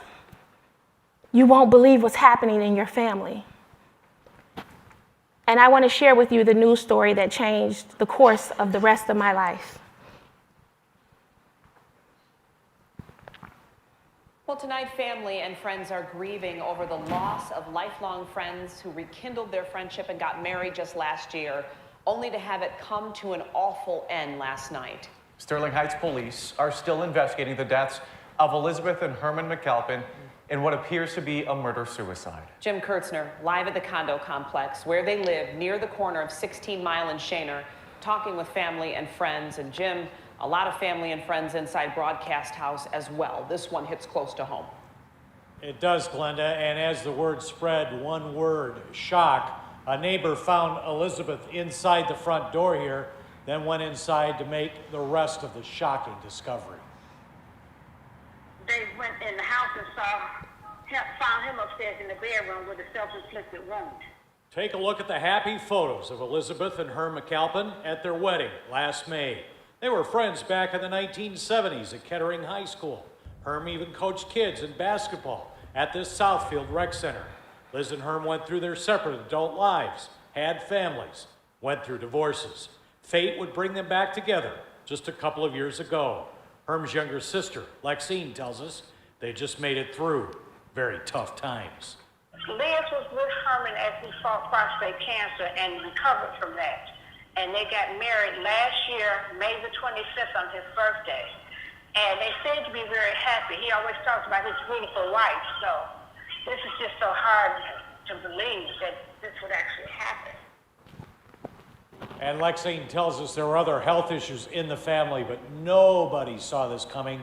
Herm McAlpin worked at Channel 7 until he retired in 2007. There's a lot of pain for a lot of people this afternoon. Reporting live in Sterling Heights, Jim Kurtz, 7 Action News. Certainly a shock to the system, Jim, and we wish him and his family and her family all the prayers and support that they need at this time. Thank you so much.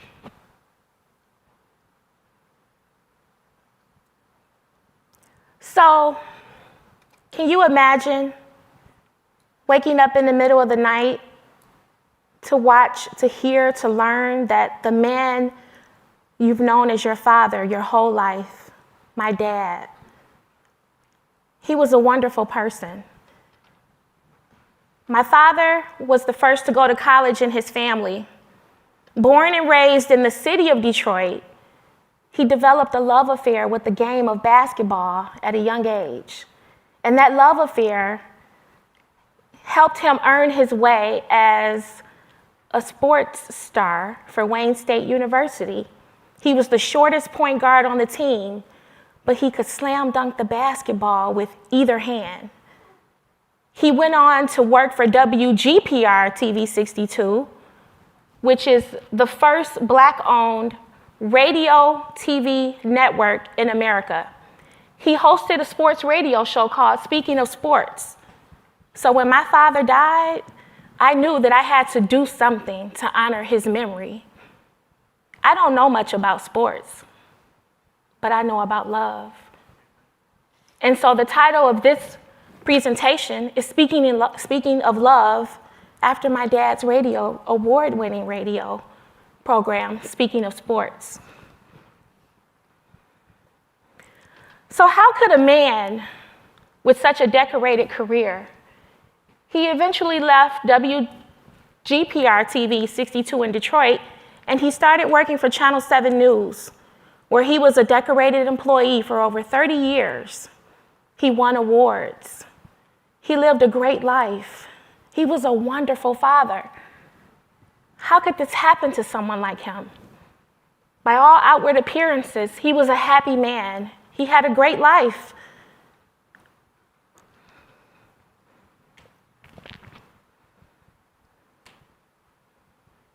This picture here is my sister and I, Tiffany.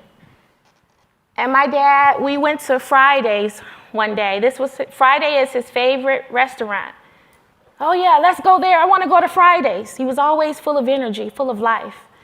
And at the end of our dinner session this day, he told the waitress, "Hey, cutie pie, come over here." He had a way with people. He told the lady, he said, "These are my two daughters. I want you to take a picture of us." And we positioned ourselves for the picture, and he took his fingers. He said, "Here, kiss me. Both of you kiss me. And then I want the waitress to take the picture." And 2 months after this picture was taken, he took his own life in a murder-suicide. And I want you all to know that I will not be able to discuss any parts of his wife's life.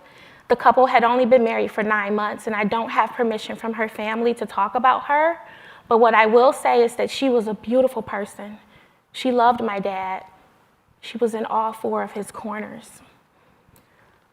When this happened to my dad,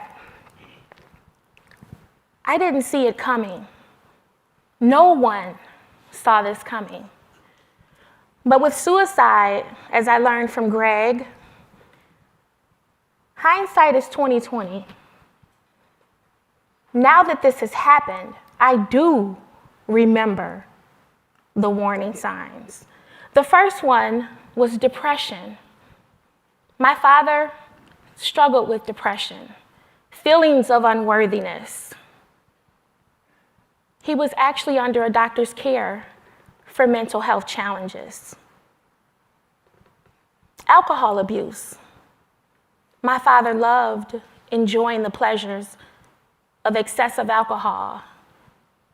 E&J, he called it Easy Jesus. That was his weapon of mass destruction. He after a long day, he would enjoy some Easy Jesus.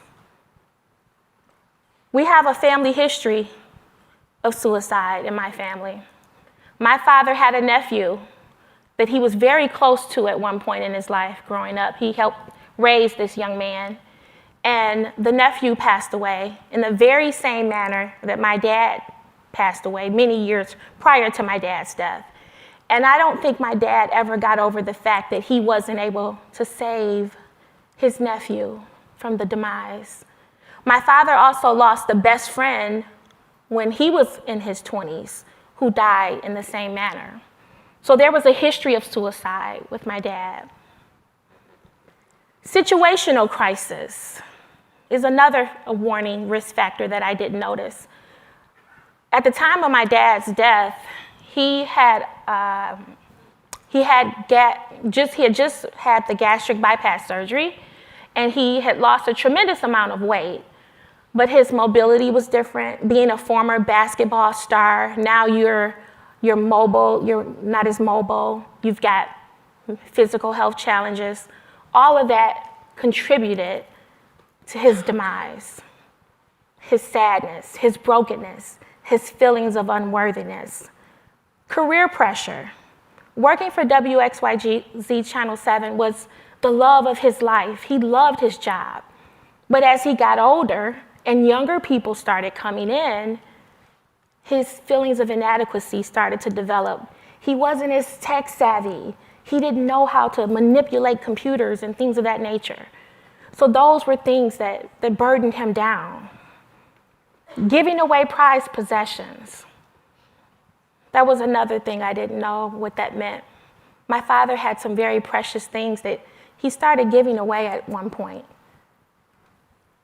And the biggest thing is my dad was a humorous guy, but he always made this one particular joke. When I would call my dad after a long day, "Hi, Dad, how are you today? How was your day?" "Oh, I had a rough day. I'm looking for the bridge. Where's the Ambassador Bridge? Somebody take me to the bridge." And I would say, why are you looking for the bridge? And he would say, "Because I'm ready to jump." And we would laugh it off. But as I stand before you today, I realize he wasn't joking. He really wanted to jump. You are not alone. A suicide loss survivor often experiences a wide range of emotions. And I'm going to talk to you all about my personal experience as a suicide loss survivor.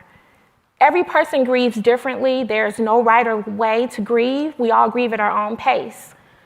But from my personal experience, in the beginning, I felt shock.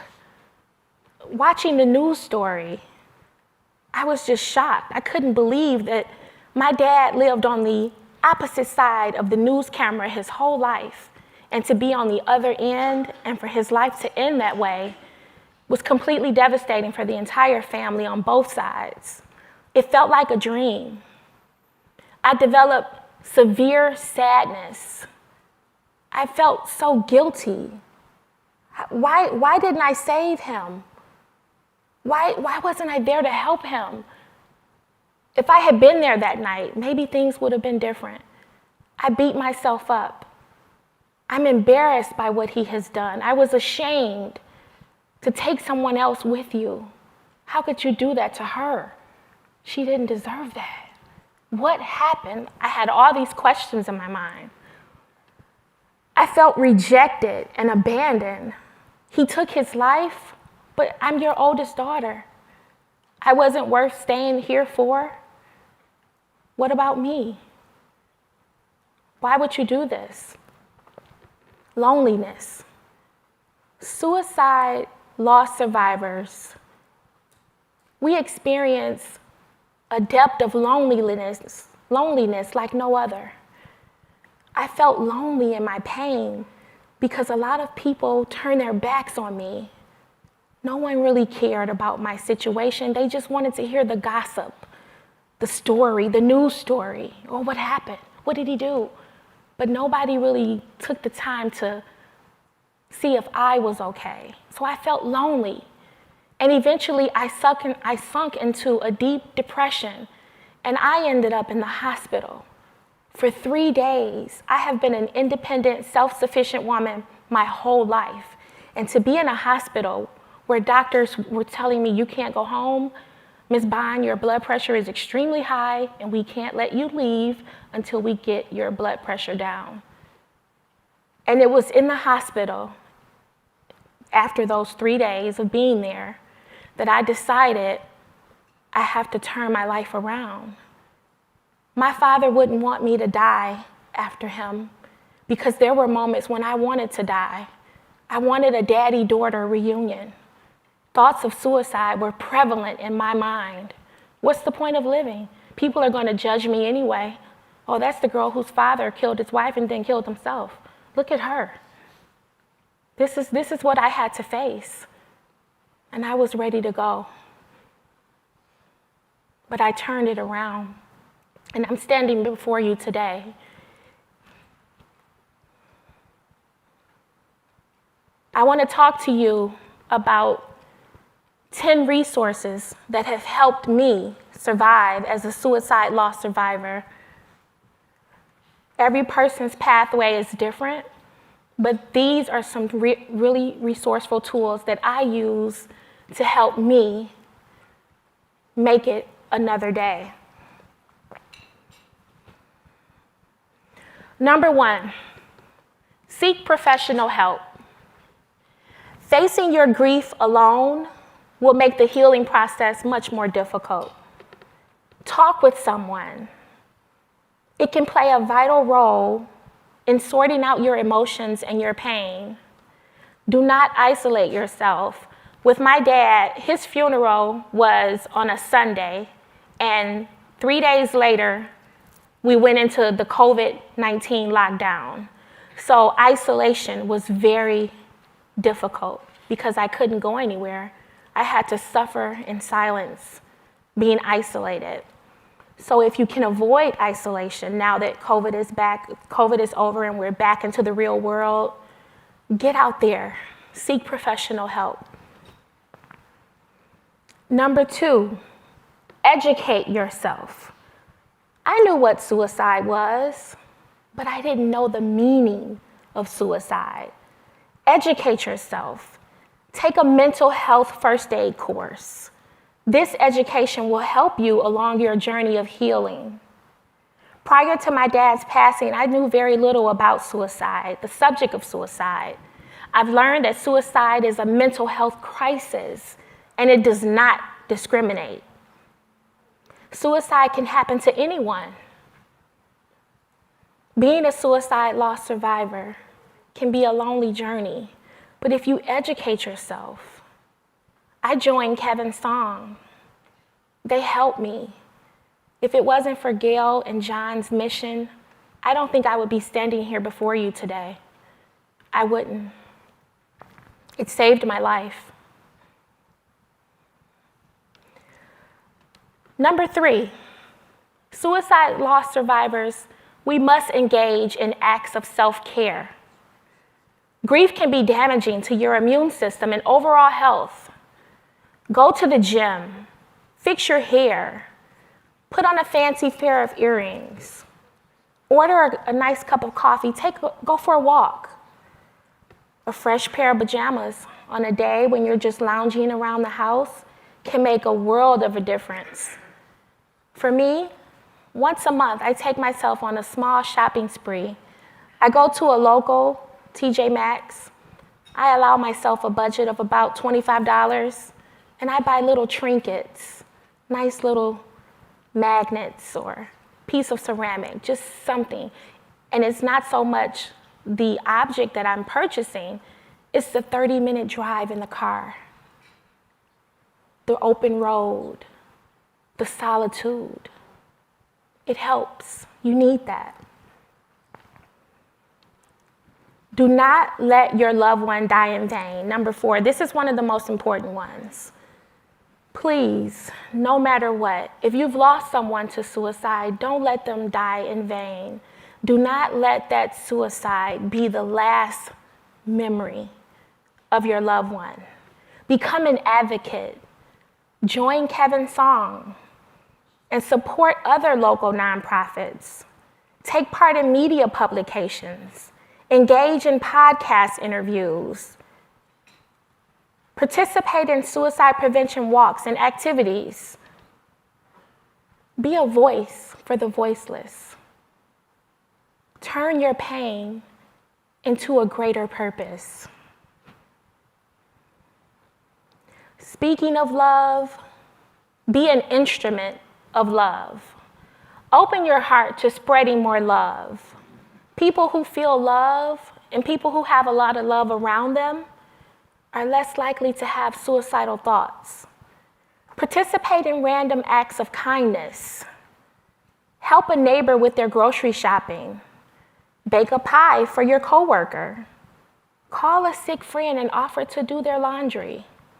Sprinkle love all around you, like confetti. But most importantly, look at yourself in the mirror and say, I love you. I have to do that for myself sometimes. I'm very hard on myself. Sometimes I look at myself in the mirror and I find fault in different things. Oh, you've got a pimple on your front. No, I love you, LaToya. You're beautiful. And I have to often remind myself that what my father did, I'm not responsible for that. Suicide loss survivors, we take on this responsibility that's not fair to us. We become responsible for our loved one's actions. But what we have to remember is that our loved one was sick. They're not responsible for the pain that we feel. If I were to die from kidney failure, you wouldn't look at me and say, oh, she was so selfish. She died from kidney failure. Look at her. You wouldn't say that because the kidney is an organ and it gets sick, right? Well, the brain is the same way. Our brains get sick sometimes. My dad's brain was sick. No human being in their right train of mind would take away a beautiful woman who loved him, who was in all four of his corners, who supported him through his alcohol abuse, through everything. A person who would do this is not well. They're sick. And we're not responsible for what our loved ones have done. Number 6, allow yourself to feel all of the emotions associated with grief. As the doctor mentioned, the first speaker we had today, anger. I didn't want to be angry with my dad. But when I changed my frame of reference and allowed myself to be angry with him for not only taking his life, but taking someone else away from her family, her grandchildren, her children. Why would you do this? So I have had my moments of anger with him, and I let his behind know how I felt. How dare you? He needed to know. And it was cleansing for me to let the anger out in that way for him. The shock, the bargaining, the denial, all of those emotions are real. All of those emotions are normal. So please know that you have to allow yourself to feel those emotions, and it's a part of the process.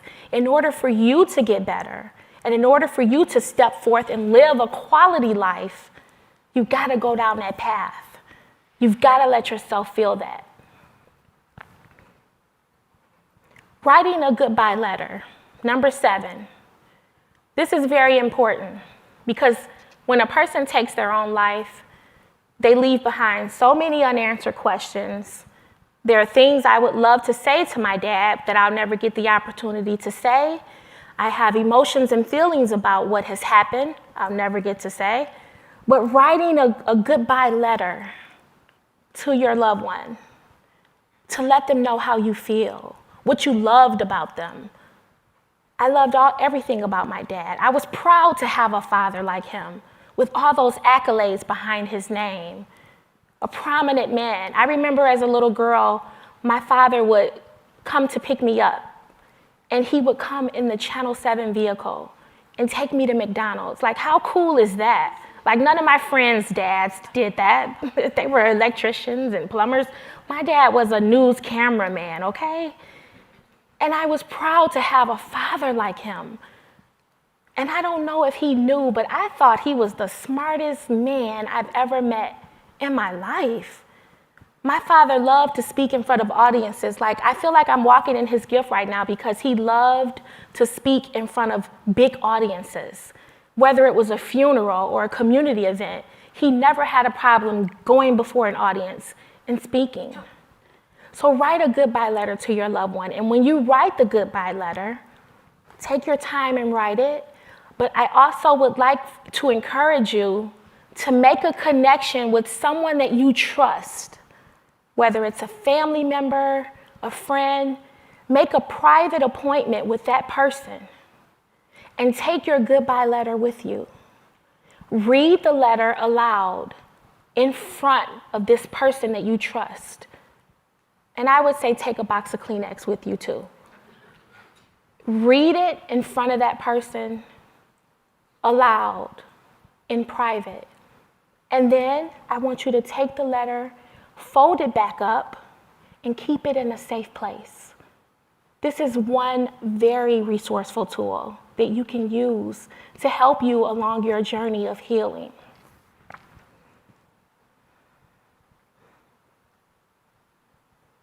Play music.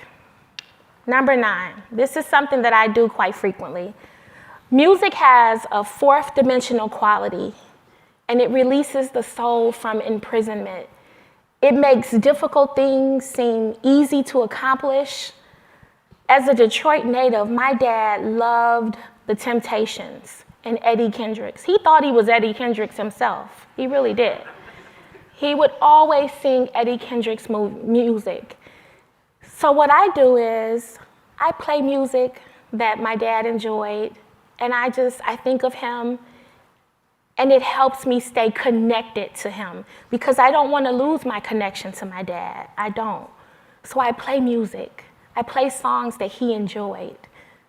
He loved to dance. He wasn't very good at it, but he loved to dance. So I think that playing music is a good way to stay connected to your loved one. Tap into your inner creativity. Number 9. Give yourself permission to express your imaginative powers and become open to happiness again. You deserve happiness again. Think about this. Do you think your loved one would want you to be hampered by pain for the rest of your life? Do you think that your loved one would want you to suffer for the rest of your life because they're no longer here? I don't think so. I think my dad would want me to be happy. He would want me to live and carry on a legacy of love. Open your heart. When you open your heart, you can do art. You can tap into making jewelry. You can paint on canvas. You can even make a keepsake honoring your loved one. Research shows that art can be therapeutic. I started making wooden door hangers prior to my dad's death. And it was a project that I kind of dropped and I stopped doing it because other things got in the way. But when my father passed away, I would drive to the local Lowe's and I would go right to the lumber department and I'd get a huge slab of plywood and I would take the plywood home, get my jigsaw, and I would carve out images and paint those images. And I want to show them to you because these images that I'm going to show you, they all represent a pill, a prescription, my therapy pieces. These items helped me with my grieving process. It transported my mind to a safer place. So this one here is, of course, Sesame Street. I took a huge piece of plywood and I carved out the image with a jigsaw and I traced it and I painted those. This one is more sacred than that one because this one, I think I made this one maybe 3 days after my dad passed away.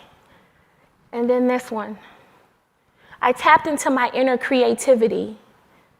And these pieces, I will never lose these. I'll never sell these. They're so sacred to me for the rest of my life. If I live to be 100 years old on my 100th birthday, I want these to be in my house. They mean a lot to me.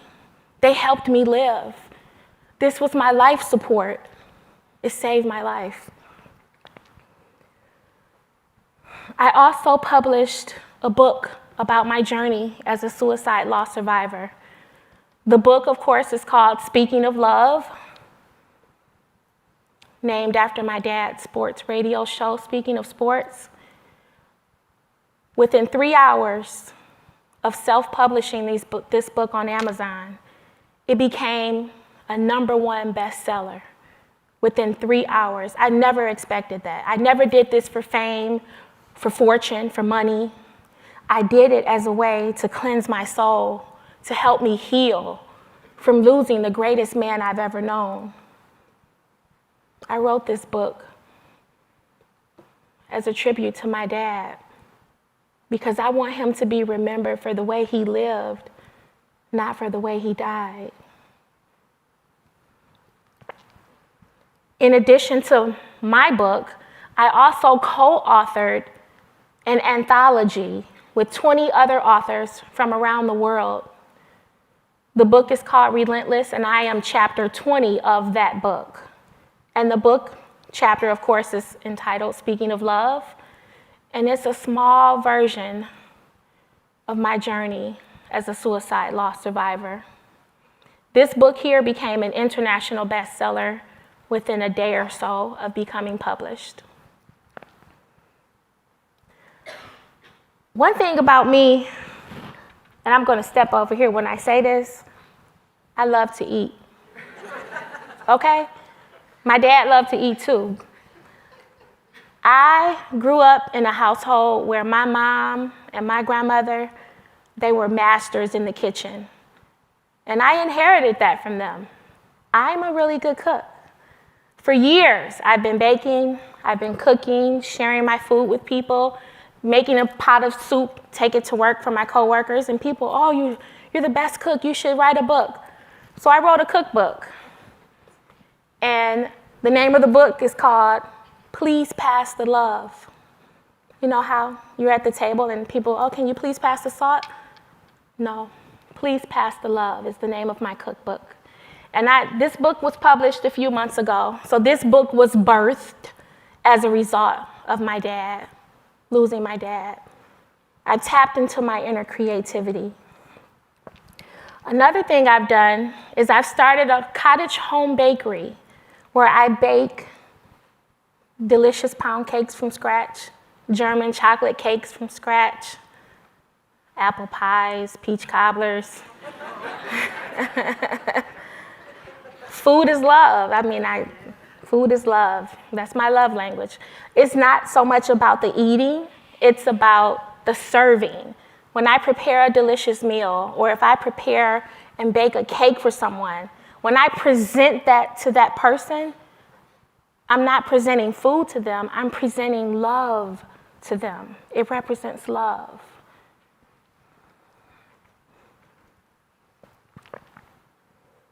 Number 10.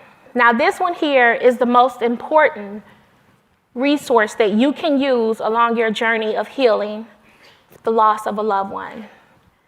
Do something on a consistent basis to honor your loved one's memory. Let me say that again. Do something on a consistent basis. Don't just do it one time and stop. On a consistent basis. My dad loved radio, TV broadcasting. It was his life. He loved public speaking. So as a way to honor him, I created a podcast in his honor. This podcast helps me stay connected to my dad through his absence. But here's the biggest thing.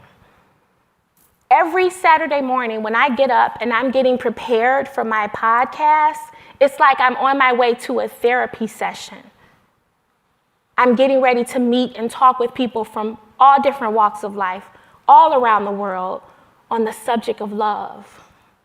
That was my therapy. That helped me heal and mostly stay connected to my dad. So I'm gonna take a minute here and I'm gonna play my podcast intro for you so that you can see where my healing began by honoring my dad. Welcome to Speaking of Love, the podcast, and I am your host, LaToya. I created this podcast in honor of my dad, who was an amazing guy. He had an infectious laugh, and his spirit was magnetic. He was the type of guy who made everybody feel like somebody special. If you were to place him in a crowded room of 100 people, my dad would be the smartest person in the entire room. He was an award-winning radio TV broadcast engineer for many years. Born and raised in the city of Detroit, he was one of the first to go to college in his family. And while attending Wayne State University, he developed a lifelong love affair with the game of basketball. He was the shortest point guard on the team, but he could slam dunk the basketball with either hand. By all outward appearances, my dad lived a rewarding life, but there were parts of him that were known to only him. On March 2nd of 2020, my dad's private struggles became public when he took his own life in a murder-suicide. When he died, a part of me died too. And since the tragedy, I have become an advocate for mental health awareness and suicide prevention. I also created this beautiful podcast in honor of my dad and others like him who are struggling with the effects of mental health challenges. My podcast, Speaking of Love, is named after a show my dad once hosted called Speaking of Sports. Thank you for taking the time to be here with me today as we take a journey in pursuit of the strongest magnetic force on the planet Earth, and that's love.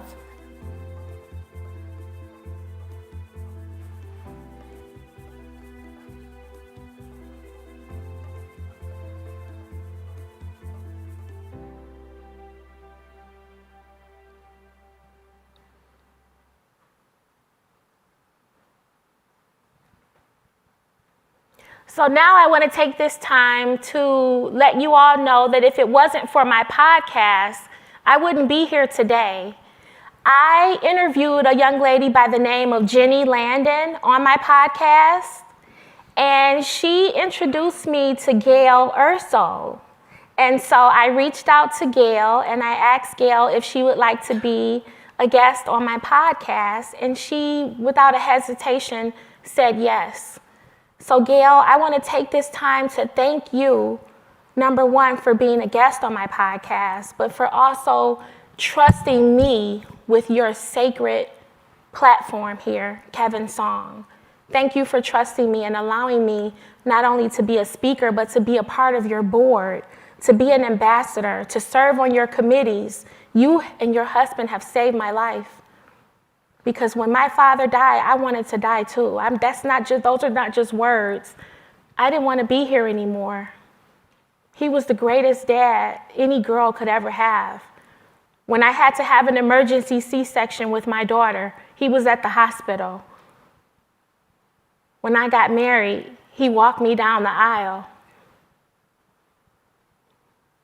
He was wonderful. He was always available.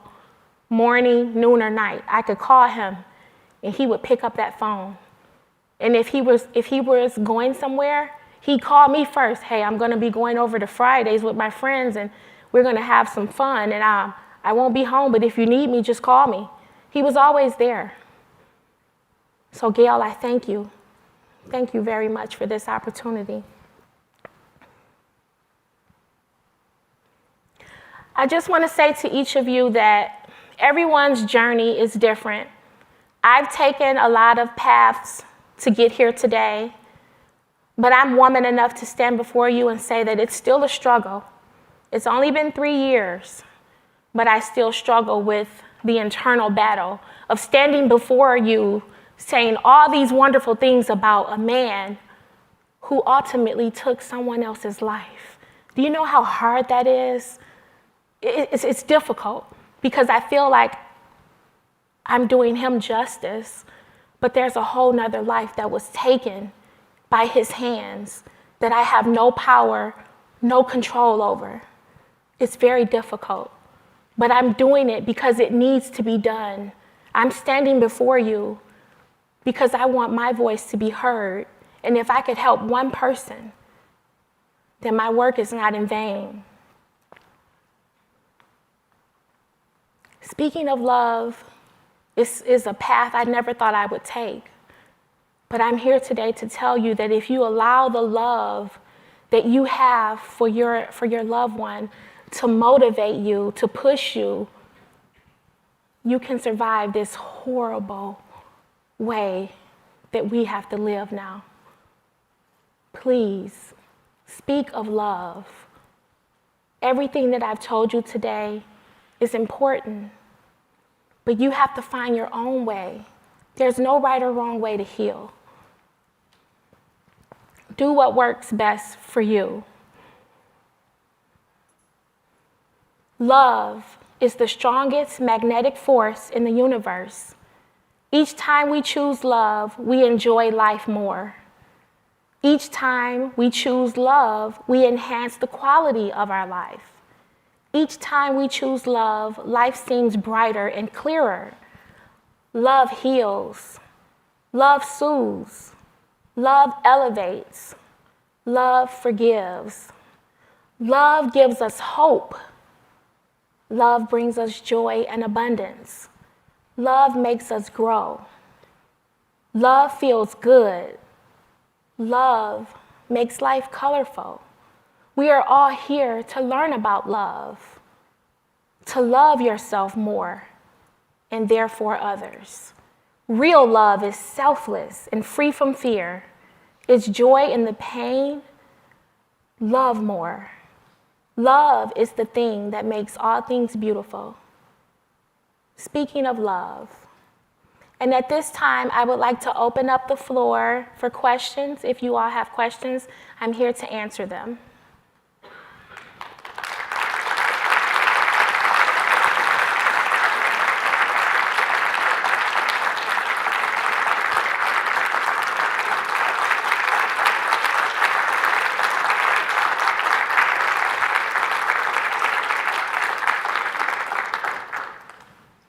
Does anyone have questions?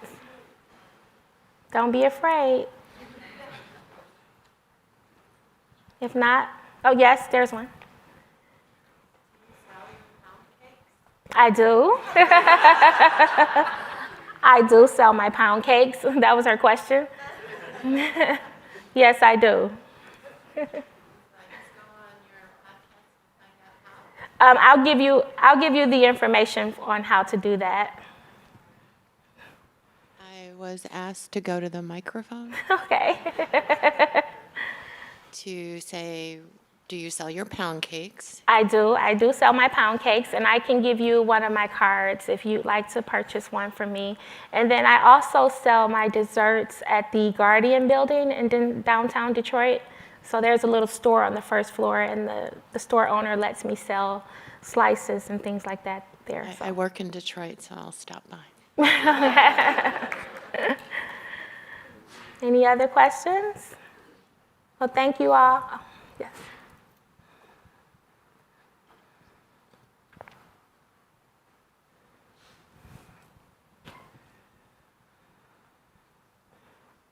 LaToya, Yes. it's been a while since I've seen you. In fact, a whole year. Well, Yes. not quite, as I think about it. In the fall, I saw you. At any rate, I want to thank you for this wonderful program that you gave us this morning. It was terrific. And I have to say, I can attest, I've gone for a while to a few of the sessions in Grosse Pointe that Gail and her husband sponsored that are every other week, Gail? Mm-hmm. Every other week at Grosse Pointe? Yes. We have two, once a month in person and once a month virtual. That's what it is. So I went to the ones in person, and I have to attest to her baking. She would bring the most wonderful chocolate chip cookie. Thank you. Thank you. Anyone else? Well, thank you all very much for allowing me to be here.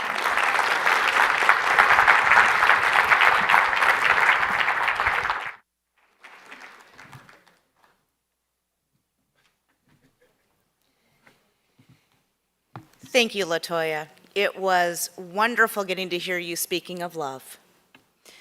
We're now going to take a short break, and we'll be back in 15 minutes with our final presentation of this Facebook Live broadcast. For those of you that are interested, the bookstore will remain open until 12:30 today. Thank you.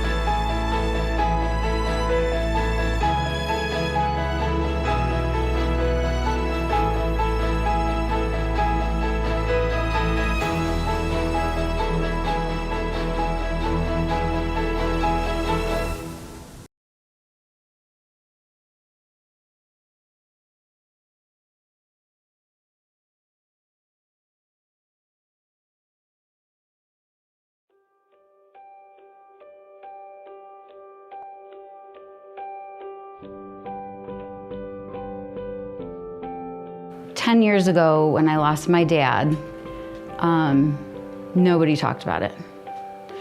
And it was a really hard time. It was a really lonely time because we all just did what we needed to do to get through it. And all I wanted to do was talk, and nobody wanted to do that. So when I found Kevin's song, I found a place to connect with people in a safe space to talk about, you know, my grief and just kind of my journey through this. I was introduced to Kevin's song in March of 2017. I had the opportunity to meet with a therapist the morning after my husband suicided.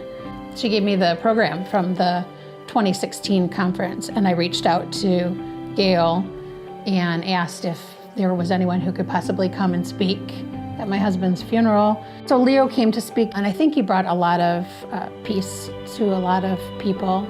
None of us really realized that Rick, my husband, was that ill, and so it came as a great shock to everyone. And then from that point, Gail was lovely and had called me and reached out, and I knew that I was going to need to get involved. My wife Gail and I co-founded Kevin's Song after losing our son to suicide in March of 2013. Like many of the people you'll meet during the course of this weekend, Gail and I responded to our grief by deciding to do something about the suicide epidemic. This conference is one of the results of that decision, and we're thrilled and grateful for all of us to be here this weekend. I think that there's hope. I think the more we talk about it, the more it will be addressed, and there will be hope that lives will be saved.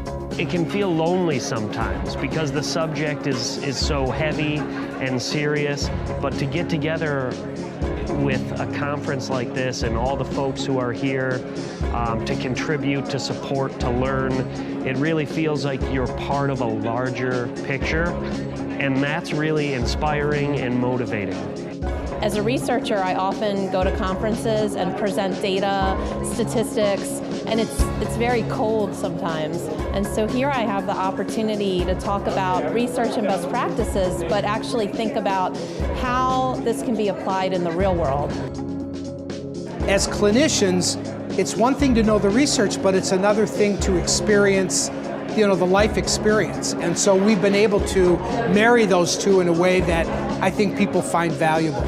Caring matters a lot. Caring about one another matters a lot. Small doses of caring about one another can take somebody from a catastrophic level of risk down a notch or two.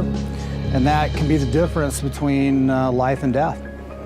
We don't have all the answers, and I do believe that we learn more when we share our stories and when we speak to one another. And it starts with a conversation. Kevin's Song has started this conversation in this community and beyond. The more that we can talk about it and get people to the places they need to be, whether it's for prevention or just even the support network for people such as myself, who have to pick up the pieces afterward and, continue living. I think it's really important to let them know they're not alone and to help provide resources that can help get through the dark days and share stories. And I believe the more people know, the better they are aware of picking up on the signs that you may notice in somebody that you love, that you may notice in your neighbor or your neighbor's kids or your kids' friends. And I think if we are all aware of what to look for and we're kind of like all eyes on deck, that we can create a community where we're looking out for each other. My husband's name was Joe Shadowski. In October of 2018, maybe for a year or a little more, we noticed changes in his personality and his mental health. There was something going on with Joe. The day that he died by suicide, he had just seen his psychiatrist that morning. He had called the suicide hotline the day before his death. had a 7-minute call. And still, that didn't prevent his death.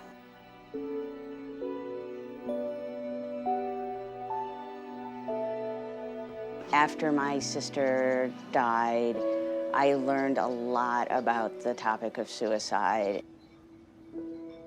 From what I read and what I learned, I really understood her more and understood what happened.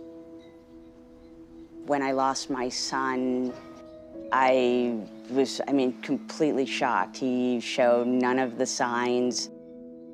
Zach was very successful in school. He had tons of friends. He was really well liked in this community. He was not somebody you would look out for.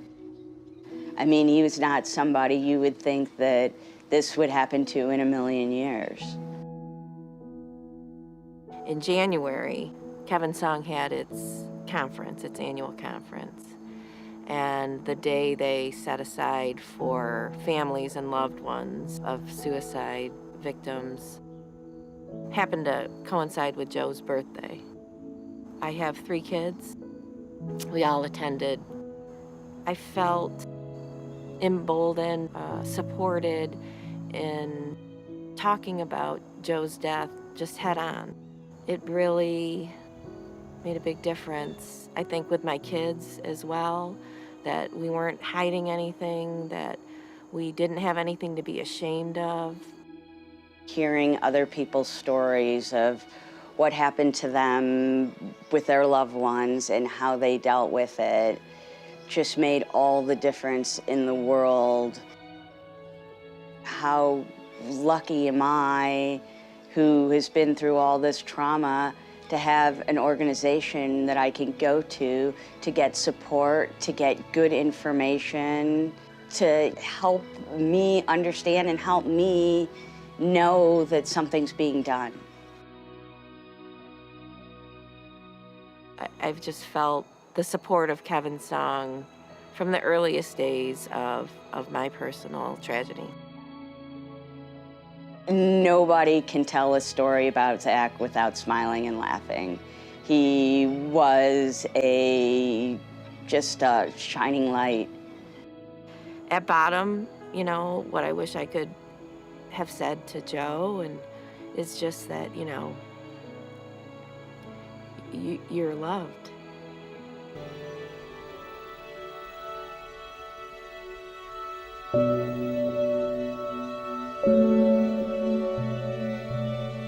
Connell was a very curious child. As he was growing into adulthood, he became very interested in seeking out challenging experiences. He was very bright. He liked to try new things, and he liked to educate himself. He was very independent. And when he decided to get involved in something, he would be all in. He decided he was going to learn how to sail. So he went to the library and got out sailing books, and he connected with some friends who had boats, and before long, he was actually a very skilled sailor.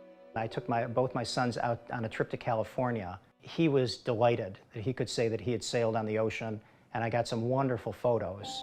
I think everybody knows that after you lose a loved one, the photos become so important.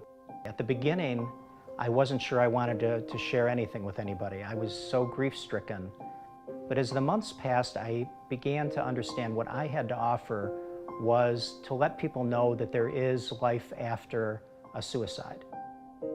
After looking around for a little while for a group that I could get involved with, I found the perfect group right in my backyard. I liked that Gail and John had personally experienced the loss of a son as I had. That commonality has allowed the organization to have a very strong core that I felt from the very beginning. It speaks to the grief, and it speaks to the desire to make a positive experience out of something so terrible. One of the things I found when I got involved with Kevin Song was how different it was to be around people who were comfortable talking about suicide.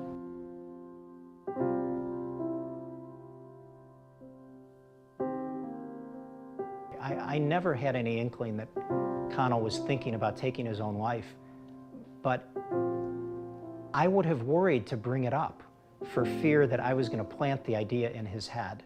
And I've learned since then that that is not the case, that it's very important to raise the issue, because if you're thinking about it, chances are pretty good the person who's in crisis has already thought about it much more. One of the first things we did was have a pancake breakfast just about a month after he passed away on his birthday, because he loved pancakes. We talk about Connell openly, and we talk about mental health issues, depression, so that we are more aware of our own feelings and issues we might be going through. I was shocked after Connell died how many people came to me and with personal stories of people who had died by suicide in their lives, or they had children who were in treatment because they had attempted suicide.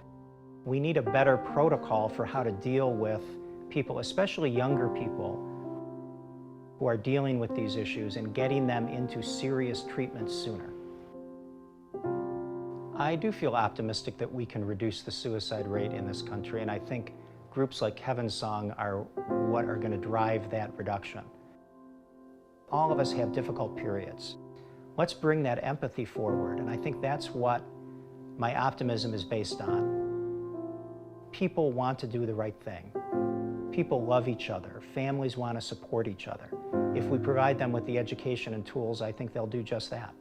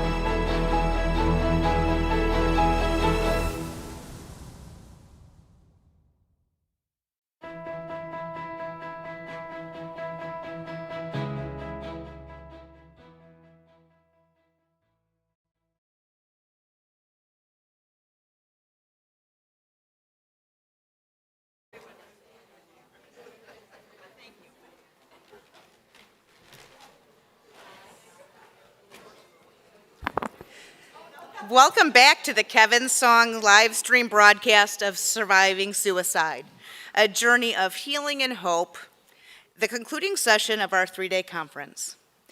Our final speaker today is Barb Smith from the Barb Smith Suicide Research and Resource Network based in Saginaw, Michigan. Barb serves on the State Commission for Suicide Prevention and is recognized at the state and national level for her work in training individuals in suicide prevention, advocacy, and postvention. As a survivor of both her brother and sister-in-law's suicides, Barb took her lived experience from the past 33 years to help her find purpose for her pain. We now welcome Barb to the stage.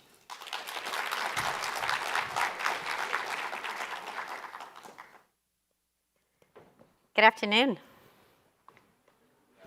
Good afternoon. Is anyone with me, or is it morning? Is that why you're not responding? Barb, look at the clock.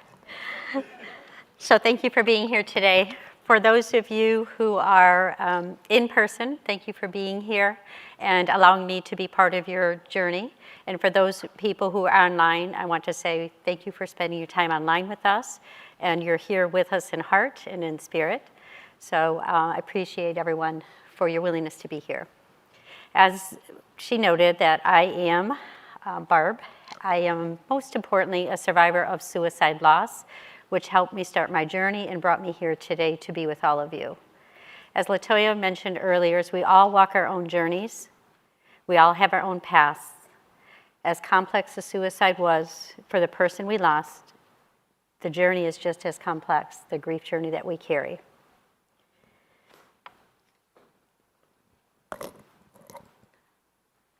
Okay.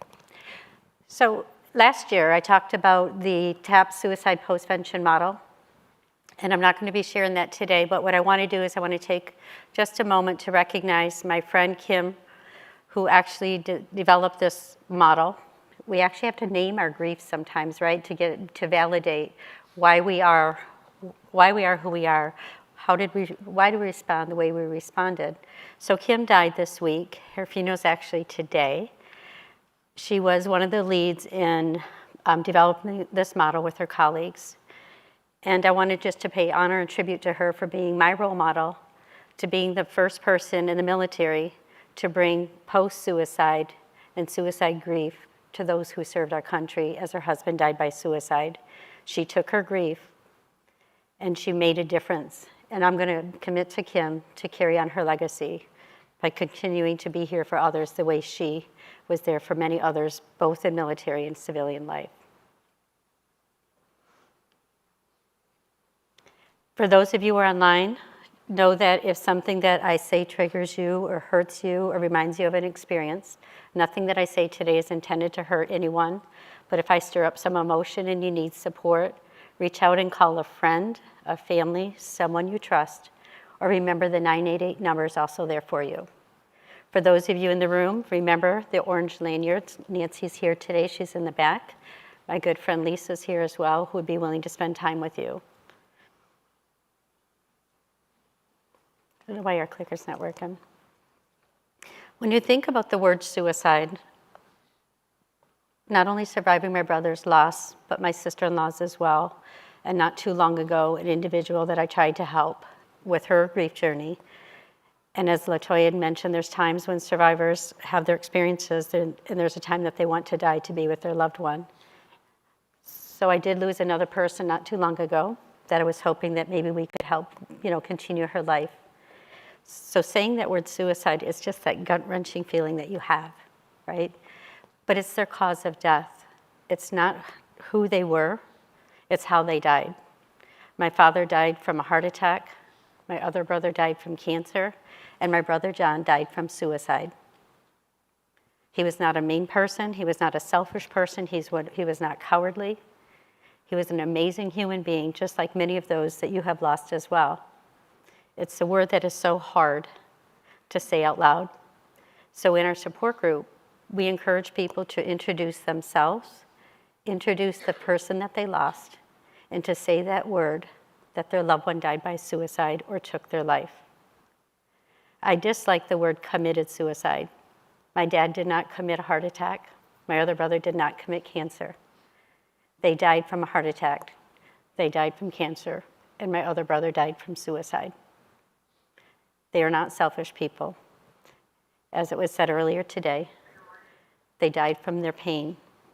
Suicide's not about killing yourself, it's about ending your pain. In those first days, hours, and weeks, the screen is not broken, so those who are doing the technology. In the first hours, days, and weeks, that darkness that encompasses you, that pain is so intense. You're sort of like wrapped in and embraced in all the darkness, that deep hole. And you can see that little bit of light, just that pinhole of light that you can see on the screen, is what I'm going to ask people to do who are early in their grief. When it's hard to get out of bed, it's hard to breathe, brush your teeth, to go out into the public and put on that smile, to go to work and try to be productive. There are early hours and days that might just feel just the total darkness around you. And I'm a visual person, so what I want and encourage people to do is to imagine that pinhole, that light, just that little bit of a light, to look towards the light and start walking to it. Take that first step. As LaToya said, she started to build her strengths. She started to do those things that brought her more love. But have your focus. And in our support group, it's so interesting to watch those people in the early hours when they first started coming to group, and they'd be sitting sort of, I call it like sort of in the cocoon, just sitting within themselves. And after they attend for a bit and they're on their grief journey, they start to become the beacon of light for other survivors. Survivors can bring hope to each other as they start to walk towards their light. How many of you in this room are new in your grief journey, maybe within the first year? Okay. So you might understand that pin, right? That little speck of light that I'm asking you to look for and to walk towards. Suicide is complex. Each of you are going to walk your own journey. For me, I didn't have that many losses before my brother's death. I was young. Since his death, we've had a lot of other deaths. I know I'm going to be okay. No matter who I lose in my life, I know I'm going to be okay. But it takes a minute. It takes time. And I do appreciate the books that talk about all these different emotions that you might experience. But you might not. That anger, the blame, the guilt, feeling betrayed, feeling surreal, especially that first year, shamed, all of those words that they throw at us. Sometimes survivors will say, Barb, I've never been angry. I can't be angry at my child. I can't be angry at my husband. It's just sad. You don't have to be angry. Some people are. What those books are intended to do, and when we speak about this, it's intended to validate. Wherever you're at, whatever you're feeling is where you're at, and it's what you feel. It's intended to validate. It's not a roadmap, right? Everybody's journey is different. When we talk about anger, and I'm kind of short, I know I'm on the stage and I look very tall to some of you, but I'm short, but I can be mighty. There are also people that know me, I can be mighty, 5 foot tall. But I remember early on in that anger, I had venom in me. I had anger. I hated the world, I hated people, I hated what happened to my family. I was pissed. And I had a right to be. But then you have people with those good intentions that come up and say, Barb, it's all okay, don't be angry at your brother. Yeah, he screwed up my life. That's a sibling thing, right? But I was angry because of the pain. By ending his pain, it's like all his pain transferred onto the rest of our family. The day he died, his pain ended, but our pain just really began. I had a right to be angry. There's nothing wrong with that. It's an emotion. Blame, oh my God, there's enough blame to go around when you lose someone to suicide, isn't there? Who made this happen? Who contributed to this? How can someone have so much pain that they end their life? I couldn't understand it and wrap my head around it. But that blame word, sometimes we have to look at the person that took their life. It was their pain, their perception of their life in that moment. We can't make someone or cause someone to end their life. Even in the worst situations, people can contribute, but they could have responded in a different way. In that moment, they couldn't see it. Suicide isn't about us, it's about their pain. They didn't know what else to do with it. Blaming others is not helpful, but it happens. I had one of his friends, it was a girlfriend, came to the funeral. And of course I was young and I was ignorant. I didn't know. I didn't know. All I knew is I didn't like what happened. She came in like she wanted to mourn his death. I'm like, get out. You did this to him. I look back at that, you guys. I don't know why I said that. She didn't do it to him. But I needed to blame somebody because it doesn't feel right to blame that person that died. And then you start to feel betrayed. How could you do this to us? You betrayed our trust, our love. For those of you who lost spouses, it's a betrayal of a spouse, our future, our dreams, our goals.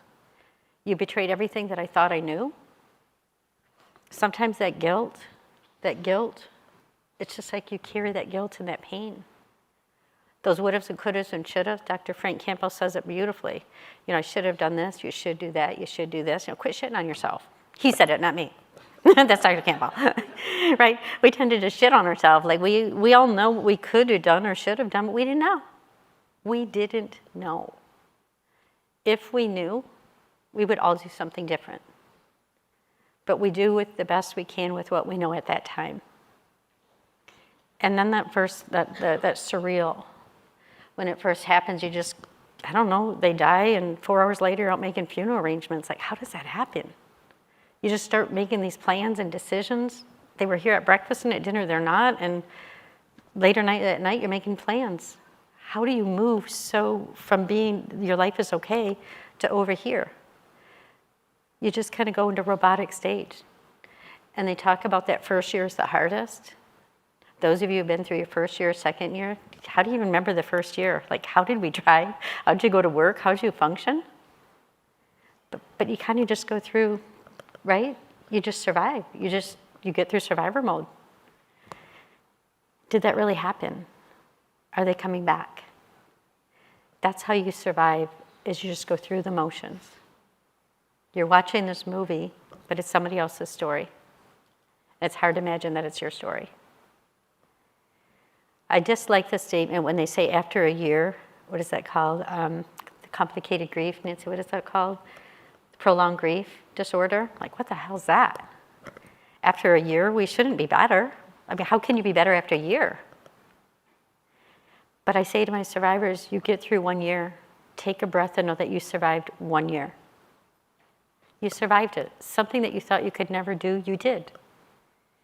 It doesn't mean life's going to be better the second year because they're still not here. It's going to be different.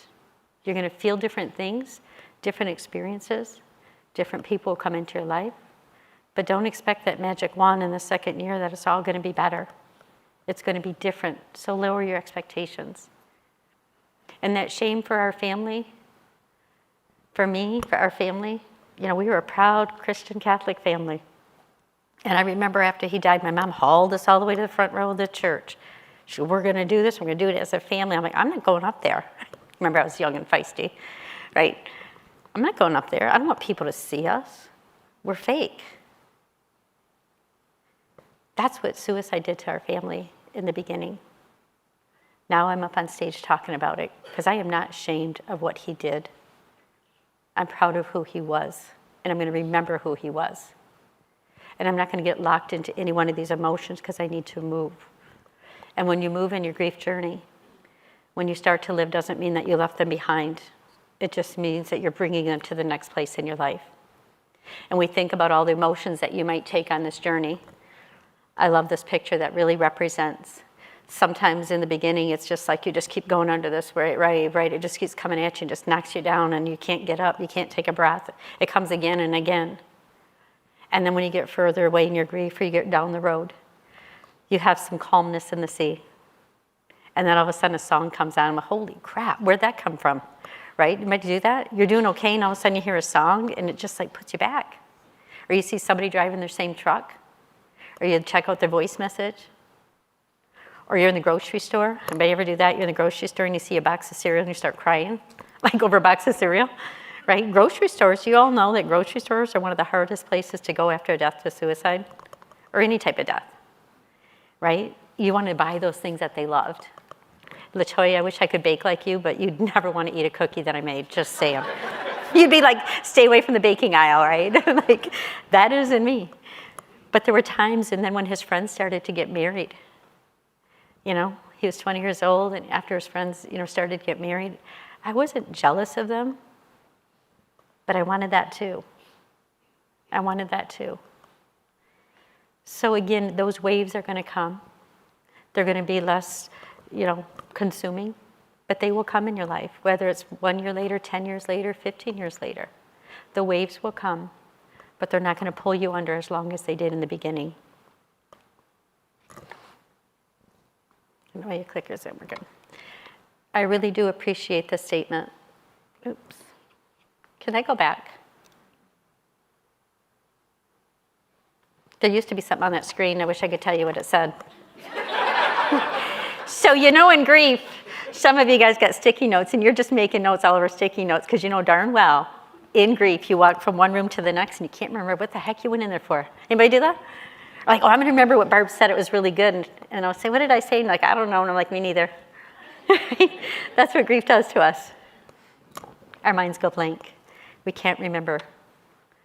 But what I do know is we don't want to suffer alone. And I thought LaToya did a beautiful job with that. To surround yourself with people. Dr. Julie Sorrell says that for every death to suicide, for each individual we lose, there are over 15 to 30 people who have been impacted by that death, life-changing. Do you know formerly they said 6 people? 6 people are impacted to every loss to suicide. I'm like, 6? How many of you guys are my friends in here? Just raise your hand even if you're not. If I were to die, how many of you guys would be impacted by my loss? Everybody put up your hands. I don't care if you know me. Put your hands up. I need to feel really important. Right? How dare we say only 6 people? Thinking about your loved ones, 15 to 30 is more accurate, but probably more like Dr. Julie Sorrell says, 135 have been exposed to your death.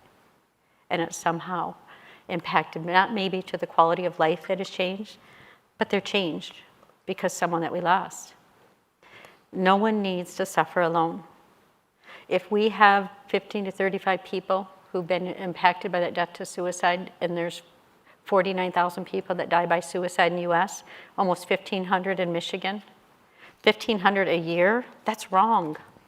That's wrong. 1,500 a year, and if we take that minimum number of 30 people or 15, right, you're not alone.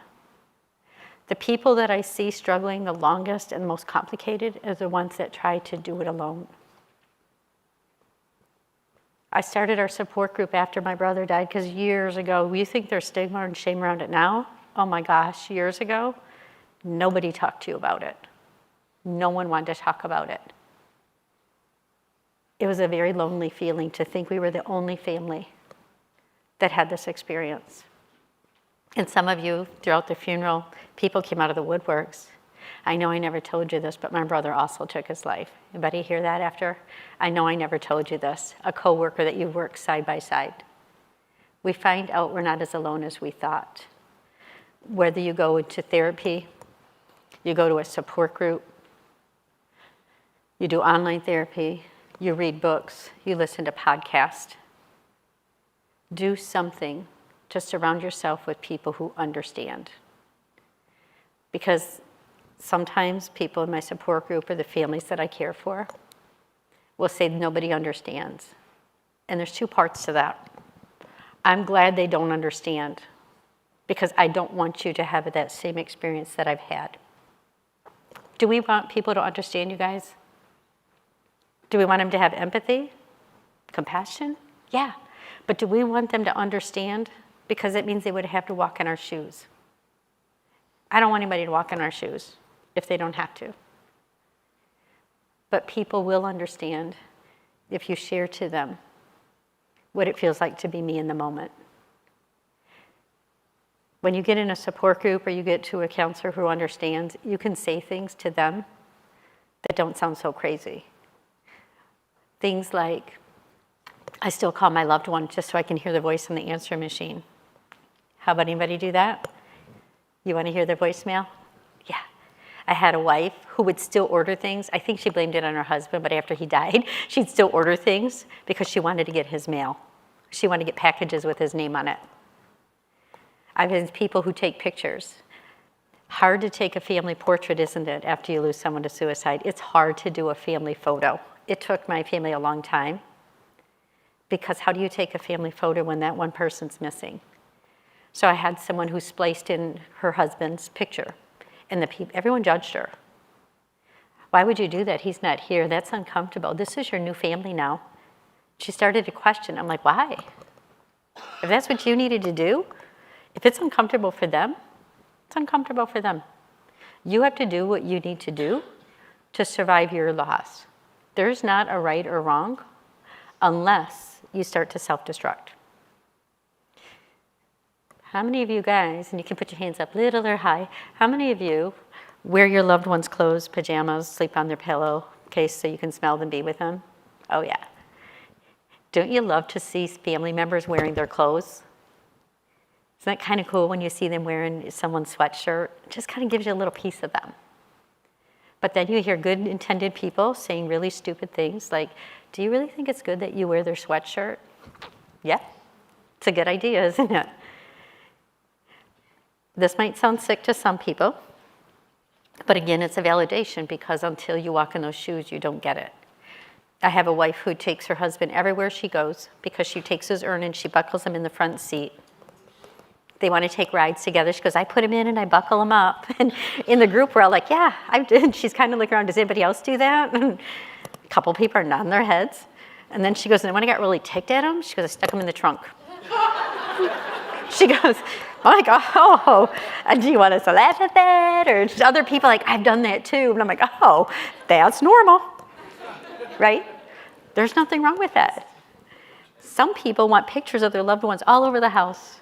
They have them all over. They start to build a shrine. And then there's other people like, I took every picture down. I can't stand to see that face. I can't stand to see it. It hurts me. Everybody's grief is different. But when you get in a group of people who've had the experience like you are today, it helps support you in your grief and helps you feel understood and validated.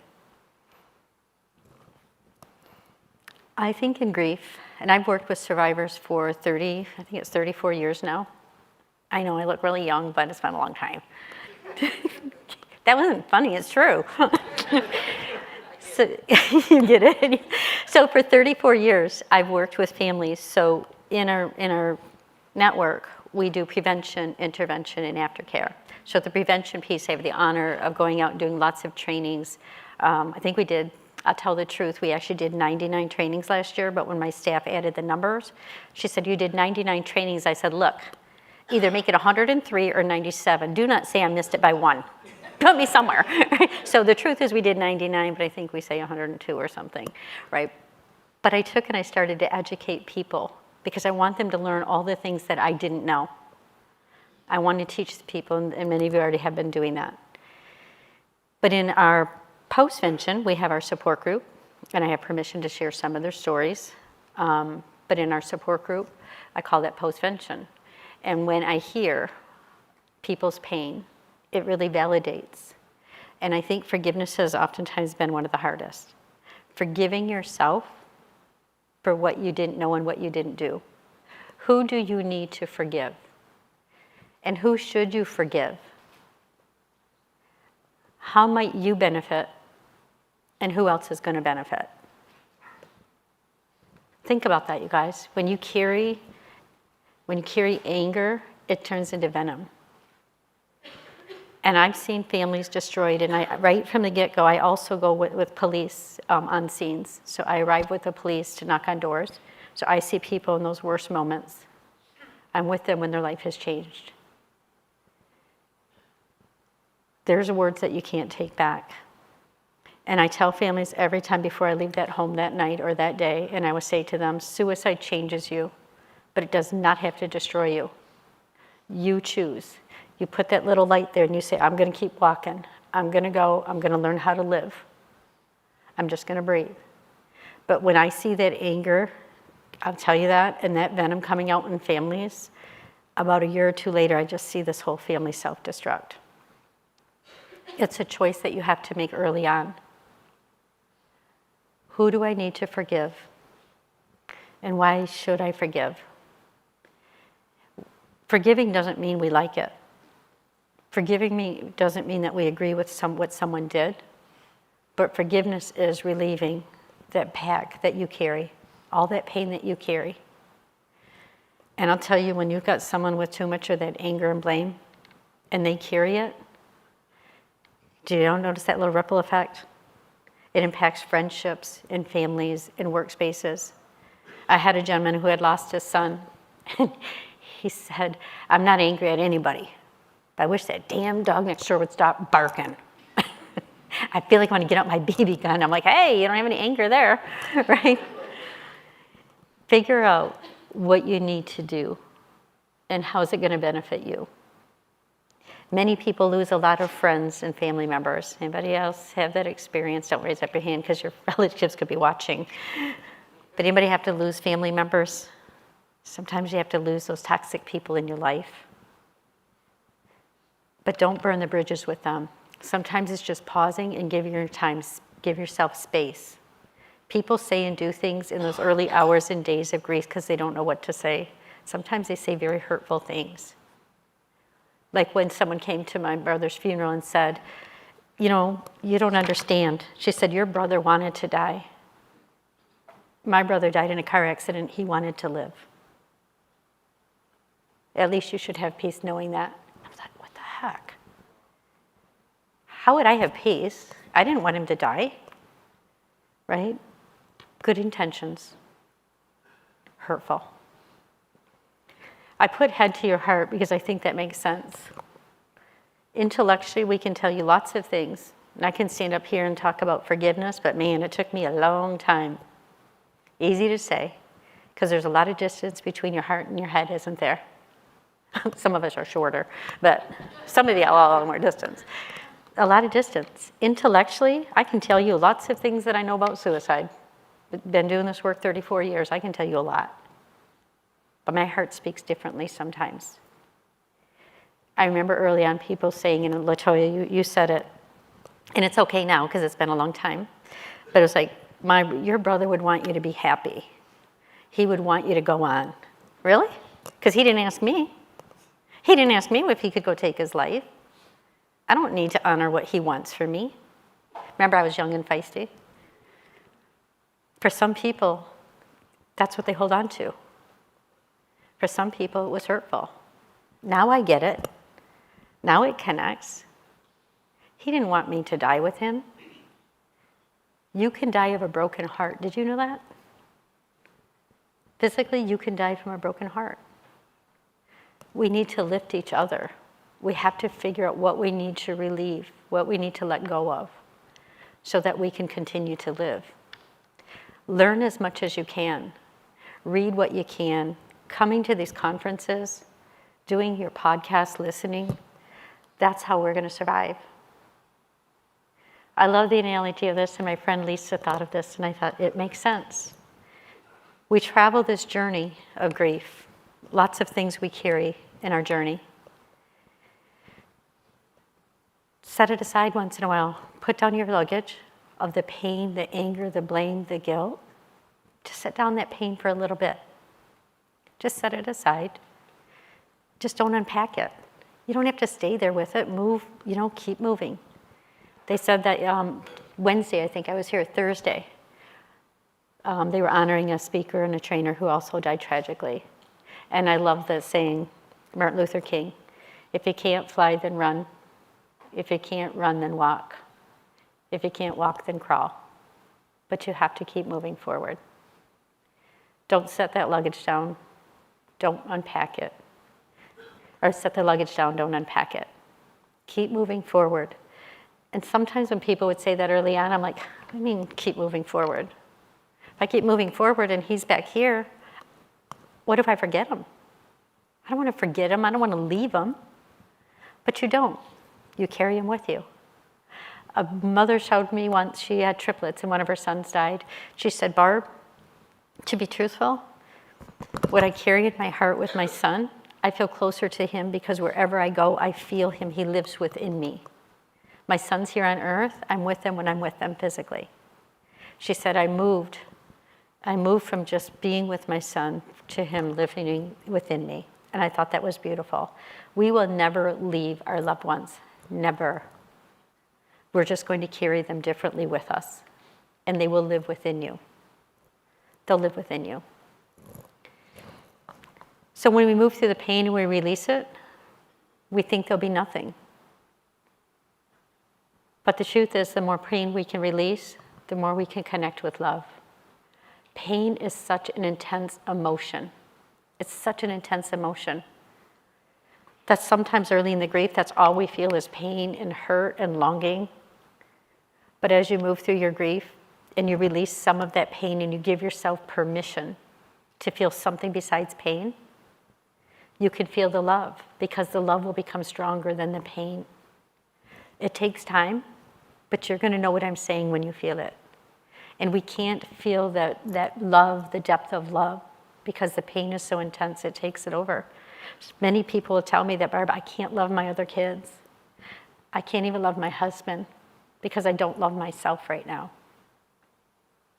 Know when it's stopping you from being with the people who are present, to still honor that person by doing the things that they can no longer do.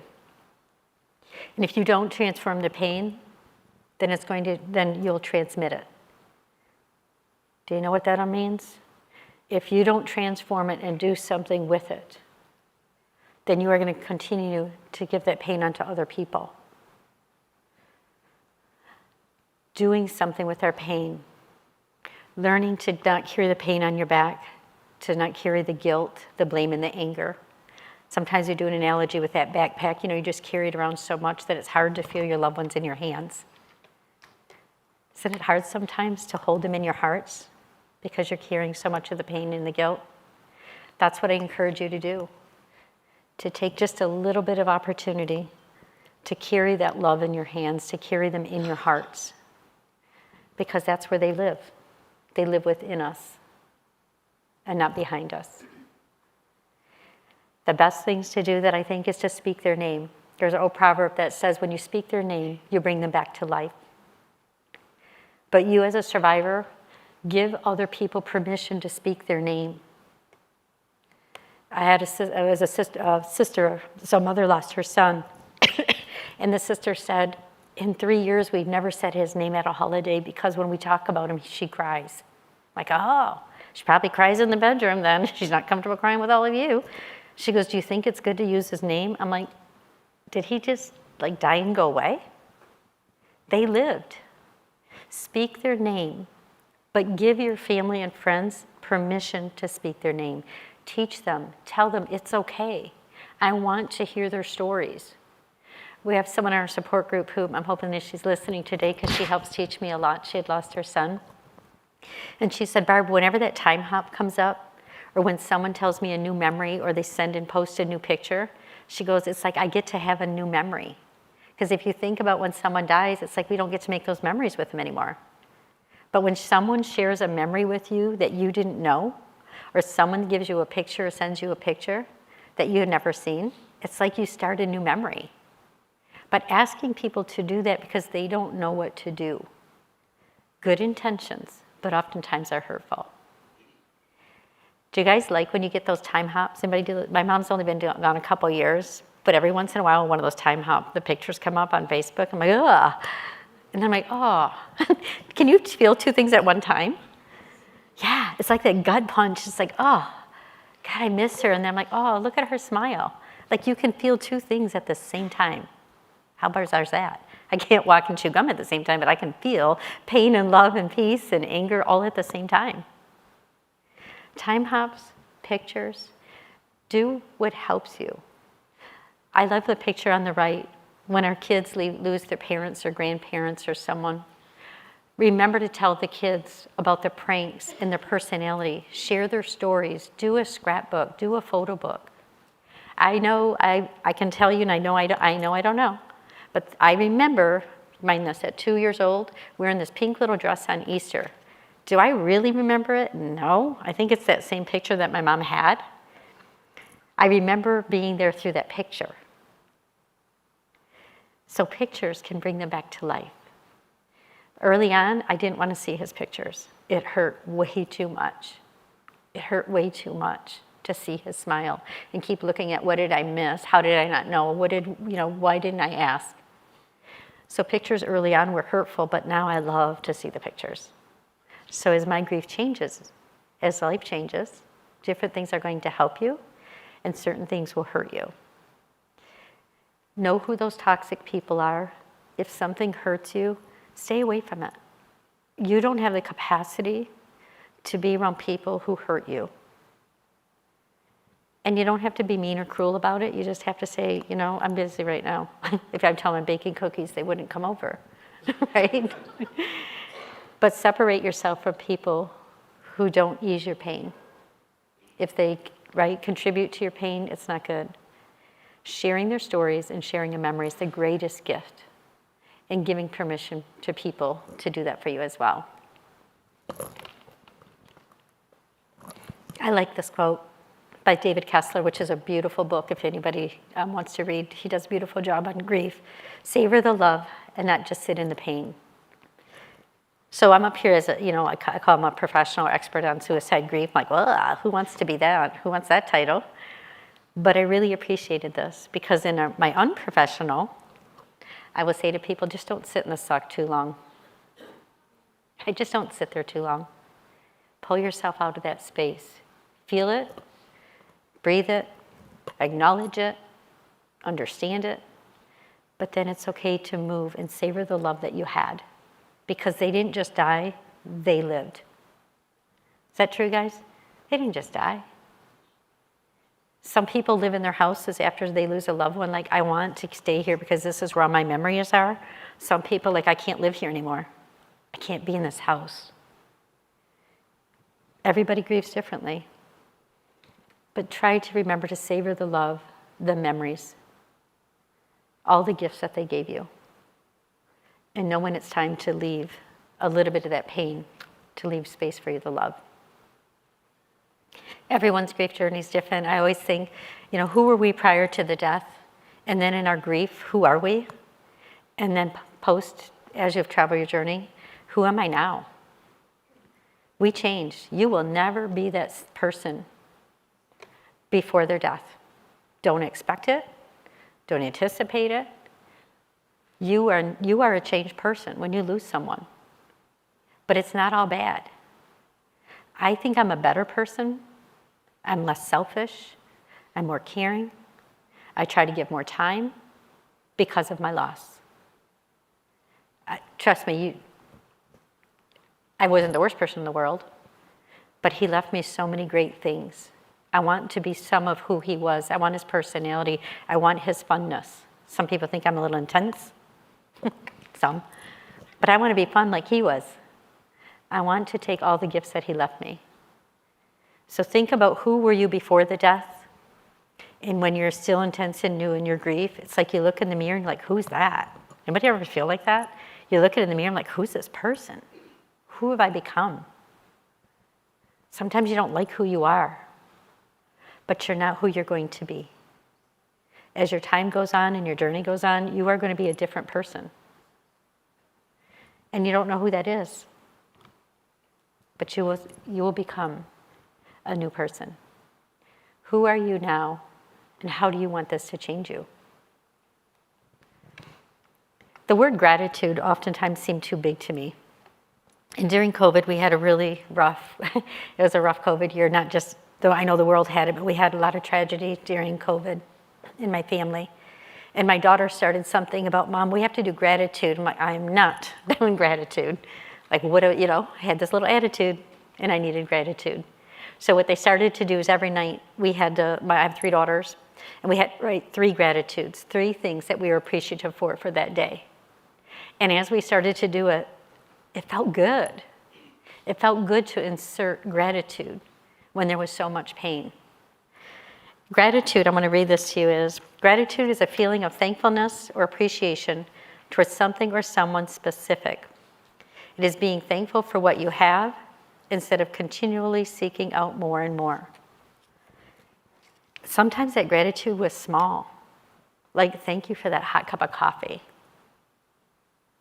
because I couldn't think of anything really big to be grateful for in those moments. Gratitude is inserting positive into your pain. I would encourage all of you to start to do that. Just try it. Try it with your kids or grandkids or family members, friends. Hold them accountable. Hold them accountable, because once my kids do it, I'm like, oh geez, now I'm gonna find 3 things, right? And then I became like, I had like 7 things. I got excited. I'm like, wow, and I forgot to say this, and I forgot to say this. It changed my mindset. It didn't change my world. It still was. But it helped to change my mindset, to give me a little bit of reprieve. So I'd encourage you to challenge someone to do the gratitude with you to help change your attitude. For us, in our support group, and again, I work with a lot of people, is finding purpose for your pain.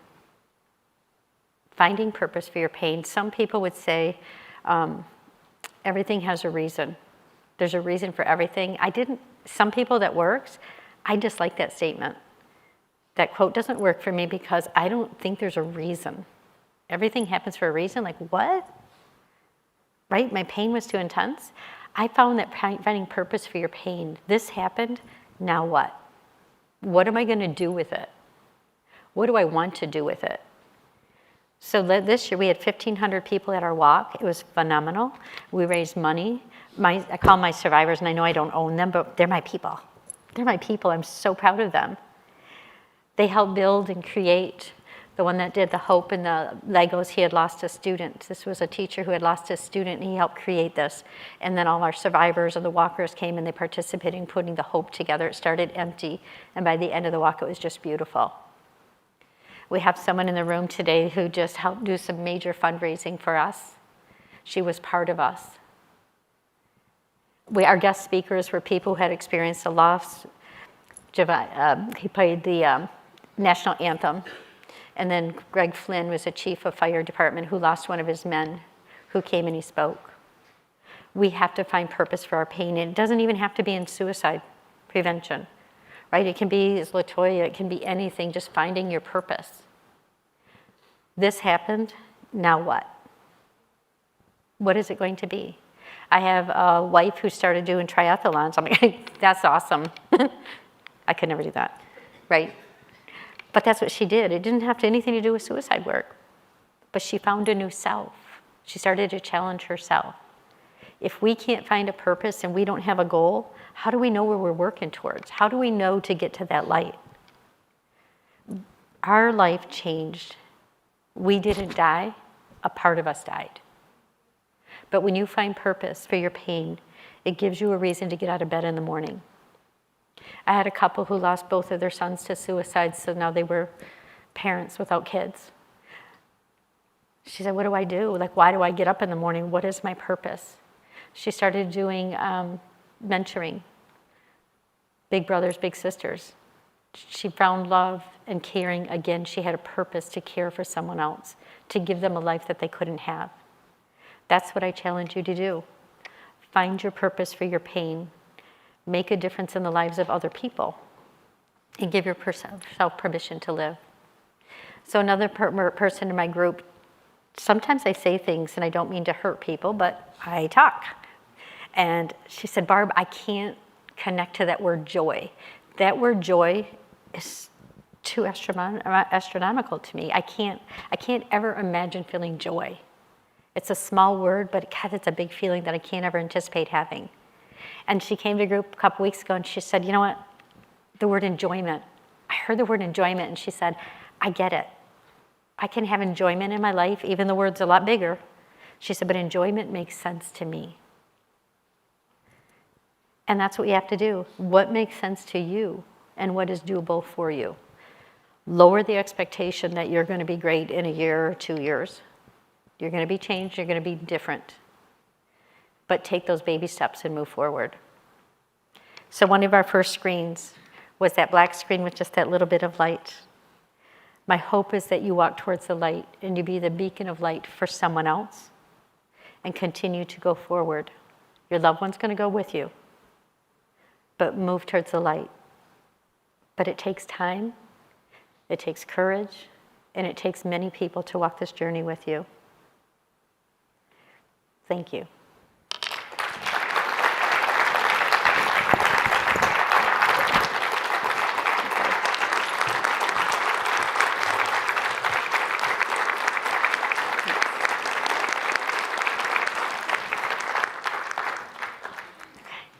So on your table, I put some quotes. My brother would be so proud of me that you all stood up for me. He'd like, sit down, she's not that important.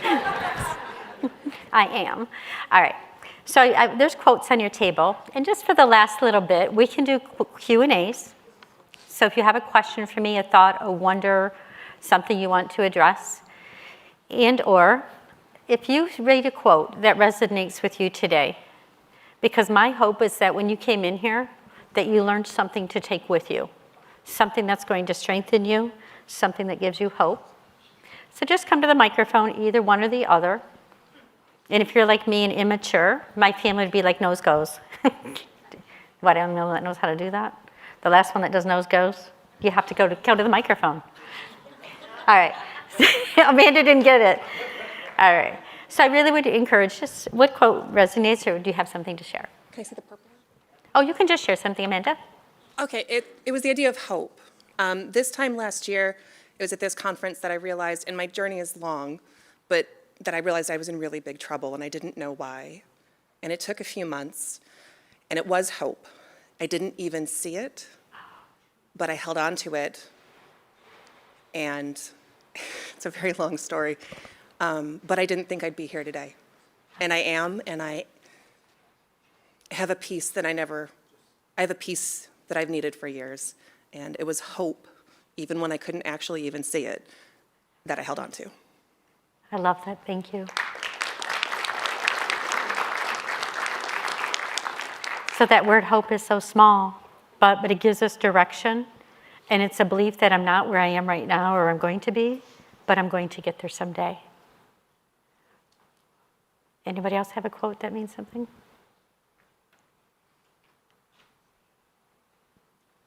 Healing can begin with a conversation. Nice. Thank you.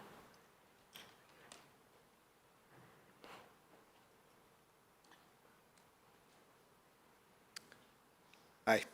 Thank you for being here and sharing. The quote that's on the table that, excuse me, that I feel so strongly about is that we heal not in isolation but in togetherness. And this conference and Gail and John have really proven that, and the speakers today have really done a wonderful job, so thank you. You're welcome.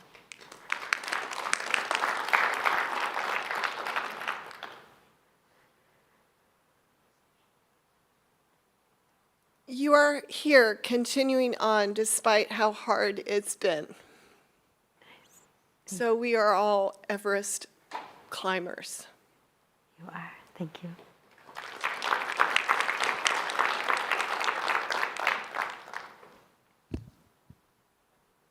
Stand on my tippy toes.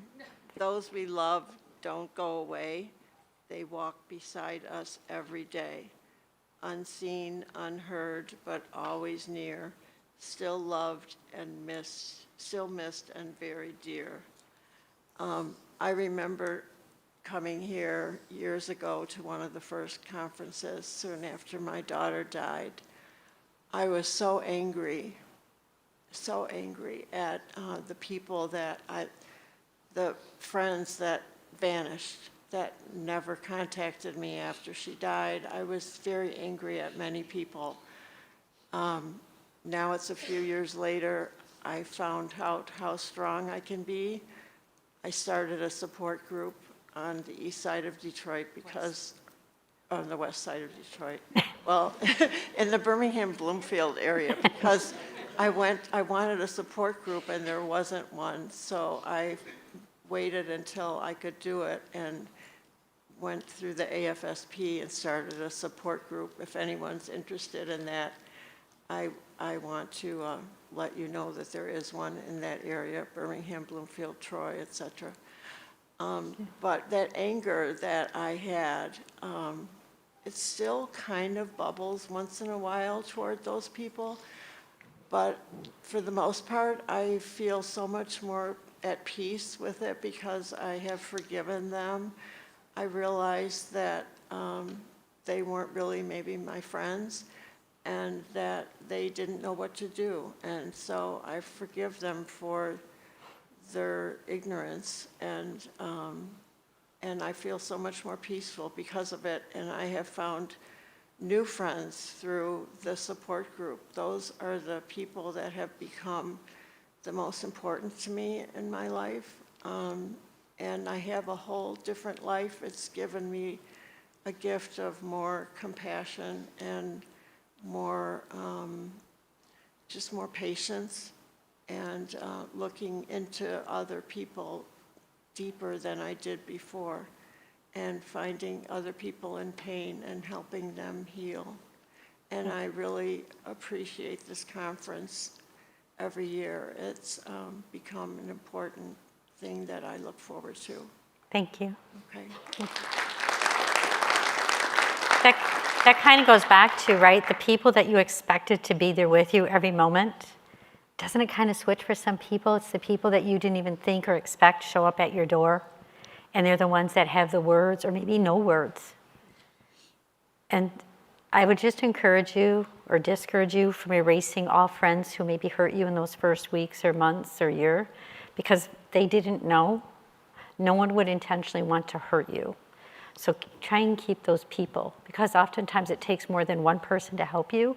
You know, you find that person that helps you laugh, the person that's able to sit in the sadness with you and sit in silence, the person that helps you with logistics, the one that helps you get out of bed in the morning, that encourages you to get back into life and invites you places. We have someone in a group that's that one friend that made her get up and walk every morning when she didn't want to get out of bed. I'm coming to pick you up and we're going to walk. It takes many people to help you. So don't close all the doors unless they're very toxic to you, but just allow people to have that time to be with you when they can. I'm vertically challenged as well, so yeah. Come on up here. We'll hang out later. So, excuse me. So my quote is start where you are, use what you have, and do what you can. And so my husband and I have been coming here since 2017 when our son died in May of suicide. And so that's really powerful, because I think we were just, we didn't realize just coming here, right, what a big step that is. So this quote really resonates with me. And over the course of, almost 7 years, we're using what we have. And there's been a lot of growth, and there's been a lot of progress in what we've been able to do, and influenced by so many of this community, and doing what you have, what you can. And so I'm really grateful, because I see you and all these speakers, and so impressed with what they're able to do. And that's, giving back and that growth potential. So thank you, because it really is motivating, and thanks to all the other speakers too, because it helps me personally to want to continue to grow, and motivates me not to just sit in my sorrow, but rather to find that hope. So thank you. You're welcome. Thank you. And I'm going to tell you, I am always so impressed with people that can come here 1 month, 2 months within a year of the death to suicide. There's a long distance from that parking lot into these doors. People will sit in parking lots because they can't get themselves to come into a group or a conference, because I don't want to be part of that. Like, I don't want to be part of that club. I give so much credit and I have so much respect for people that can do that. So kudos to you guys, and to come as a couple. Thank you. Anybody else? All right, y'all just want to go home and eat, don't you? So what we're going to do is, I think we're going to eat in a little bit, right?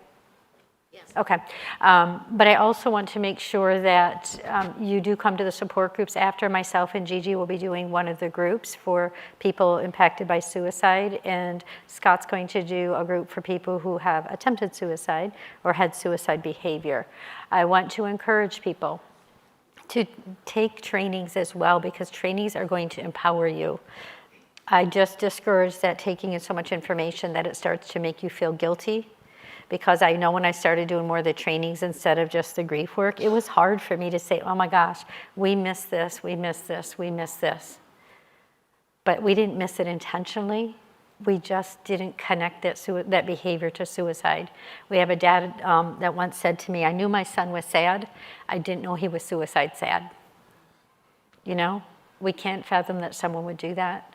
And so we just have to give ourselves some of that grace that we only knew what we knew at that time. So I want to say thank you to all of you. Thank you for being part of today's events. Gail and John, you guys are just phenomenal people. I've traveled around the world to get to the best conferences, and I'm going to tell you this is top notch. I've come every year. This is family. And as you move, I say table to table, we have the people new in their grief. It's almost like we'll see you move to another table, another space in your grief journey. And so allow other people to be that hope for you. So have a blessed day, and hopefully we will see you in support group. Enjoy your lunch. Thank you.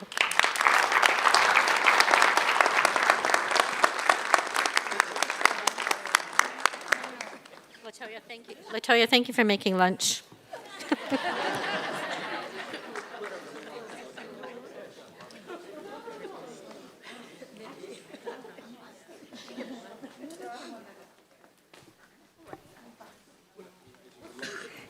Thanks, Barb. And thank you to all the people watching on the live stream broadcast as well. We knew that this powerful presentation would inspire and challenge all of us to remember that many folks struggle with thoughts of suicide and suicide loss. We can play a role in extending a hand or a kind expression of support and love, and hopefully together we can save lives. A special thank you again to Detroit Public Television, whose commitment to wellness and suicide prevention is part of its strategic mission to serve the residents of Metro Detroit and the state of Michigan. Thanks also to the many co-hosts of this live stream event. Your ongoing support of Kevin's song and our mission will help to empower communities to prevent suicide and offer hope and healing to survivors. Thank you and enjoy the weekend.